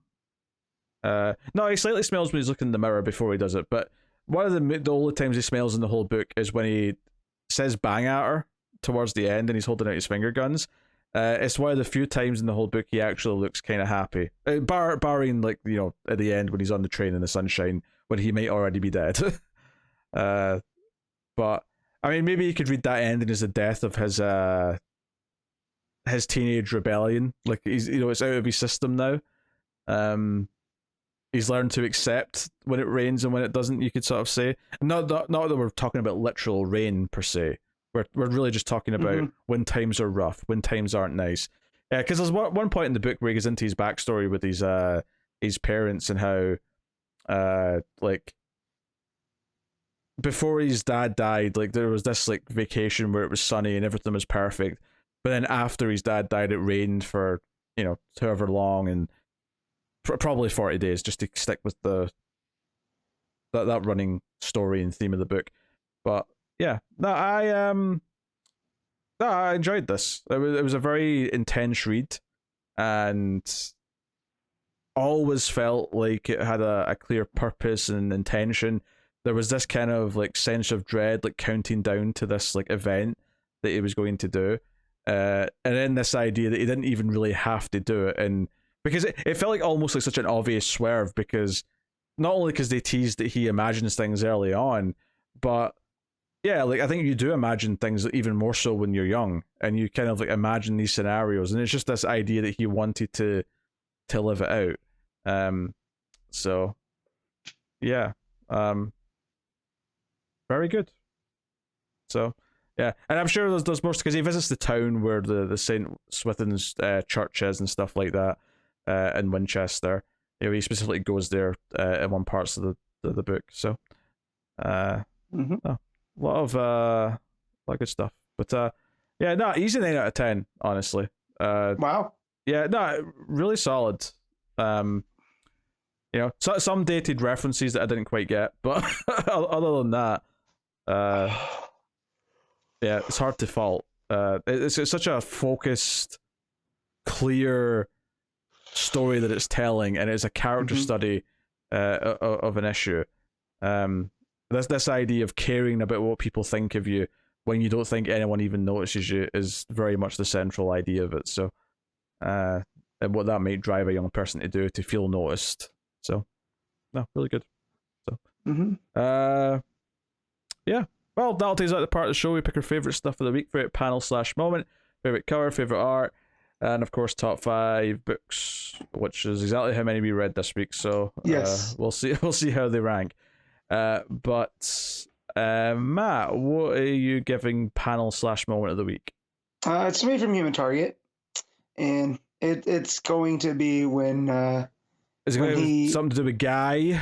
Yeah, it's gonna be Christopher smacking him right with the peanut butter, right? Because just everything that had led up to that, right? It's not a punch. I mean, there's a punch where it recreates the Batman one-shot punch, which is always funny, but I feel the smack is much more important to the book than the punch. So that's gonna be it. Yeah, I'm torn because I really like the moment where he admits he's scared when he's reading his life records. But I think I just have to go with basically the last scene of the book, the confrontation with Ice and her reaction and his final line. I just like it's just the perfect cliffhanger. Yeah. So, yeah, cover of the week. I don't know if you got one at the ready, Matt. Yes. So as you were talking about your last book, I went through them all, and I thought I really liked the Human Target variant, and then I clicked on it and looked at it closer, and it was one of those things. The more I look at it, the more I didn't like it. So I'm gonna go with the regular cover of Danger Street because it's very creepy. It's got good looks in a coffin with stuff on his eyes, looks like coins. And yeah, just again very creepy. Yeah, regular Danger Street cover is pretty good. I will say that. I think I'm going with a variant to the Flash, though. I'm going to go with the Mustafa variant to the Flash. It's the one where it's all dark in the background, and it's like Flash is like leaning down to like fix his boot. It's just like a really atmospheric. It's the lightning's kind of lighting the page up, if you will. So that's my pick. All right, favorite art, Matt. If I say anything but Smallwood, would anybody be surprised? I mean, I'd at least accept that Federici and Fornés can fight him for it, but yeah, but it's definitely here. The stuff with Nort, you have the stuff with Ice. You know, the expressions are all there. Just Human Target kills it every time. Yeah, so I gotta go with Smallwood as well. But it was a good week between those three for art. And Segovia as well, actually, on WildC.A.T.s, pretty good. But yeah, so Smallwood. All right, rank your books, Matt. All right, number 1, Human Target. 2, Flash. 3, Danger Street. 4 is WildC.A.T.s. 5 is Lazarus Planet. Yeah, number 1 for me is Human Target. Number 2 is Danger Street. Number 3 is The Flash. Number 4 is Lazarus Planet. Number 5 is WildC.A.T.s. So there you go. I will tell you what's coming next week from DC Comics. So you will be receiving Nightwing issue 100, The Flash 791, Batman Superman World's Finest issue 11, Batgirls 14, Batman One Bad Day Bane issue 1, Black Adam 7, Lazarus Planet Assault on Krypton issue 1, The New Champion of Shazam issue 4, Batman Fortress issue 8, Stargirl The Lost Children issue 3, Monkey Prince issue 10, Titans United Blood Pact issue 5, Harley Quinn The Animated Series Legion of Bats issue 4, Fables 157, and GCPD The Blue Wall issue 4. Next week is packed. What happened here? I've got like 8 books. It was packed, and then they dropped One Bad Day Bane, which is going to be hefty. I've got 9 books. I tell a lie. Yeah, and this is where I'm glad that I'm not caught up on Black Adam, or gonna not read Batgirls next week, which I know I was gonna catch up, but everything else takes priority. Don't be a coward. Read Batgirls. I don't know if I'll have time, man. Work's been busy, so we'll see. Skip Monkey Prince. Read Batgirls. I don't know. Monkey Prince is tying into the Lazarus Planet, so you know how I am. Yeah, so a lot of books next week. So that is whatever it is. So expect a long episode, given that we've got a lot of books. We got a big special Nightwing 100. We got a One Bad Day one shot, plus a lot of books in total, and we will have solicits next week. So, number 340 is going to be a jam. Yes. So I checked the next week just to see if maybe we could move stuff, but that week looks just as busy because of some Lazarus Planet stuff going on. Did you know Human Target 11's out on the 24th? No, I assume that means this one was delayed, much like Flash. Yeah, it was probably delayed from an earlier week. So Human Target 11's out on the 24th, and that also has Justice Society 2, One Bad Day. All right, we'll get to the list for that week next week. I'm just saying, this is a no-win. This is a Kobayashi Maru the next 2 weeks. There's no way to move stuff. We got a busy couple of weeks. We just have to suck it up and get it done. Man. But yes, so yeah, busy week of books next week. After 2 fairly quiet weeks, it has to be said. Yeah. So it's a shame that a few things couldn't have been pulled forward. But hey, yeah, right. It is what it is. We get these weird domino effect sort of schedules where we end up with like 2 busy weeks and 2 dead weeks. But whatever. It is what it is. That is the show. That has been Comics From The Multiverse episode 339. Of course, you can support all the content by going to patreon.com/MailedFuzzTV and supporting us for any amount. But the $5 tier and up, you get early access to the show. You get it late on the Saturday night whenever it's ready and out the oven, versus on the regular time on a Sunday. And of course, I will thank our Patreon producers, which are one of our higher tiers for the month. Thank you very much to Tyler Hess, Cindy Palacios, David Sharp, Born Now, Christopher Moy, David Brown, and Al Treisman. And of course, you can also support us for free by simply liking, subscribing, commenting. Of course, share us out on social media at DC Comics Podcast on Twitter, of course. And you can rate the podcast on iTunes or wherever you get your podcast from with 5-star reviews and things of that nature. All of those things do help us out. So please do. But that is us. I think I've done. I've done all my spiel. So thank you once again for watching or listening. We always appreciate it. Keep reading DC Comics and remember to never get lost in the Speed Force.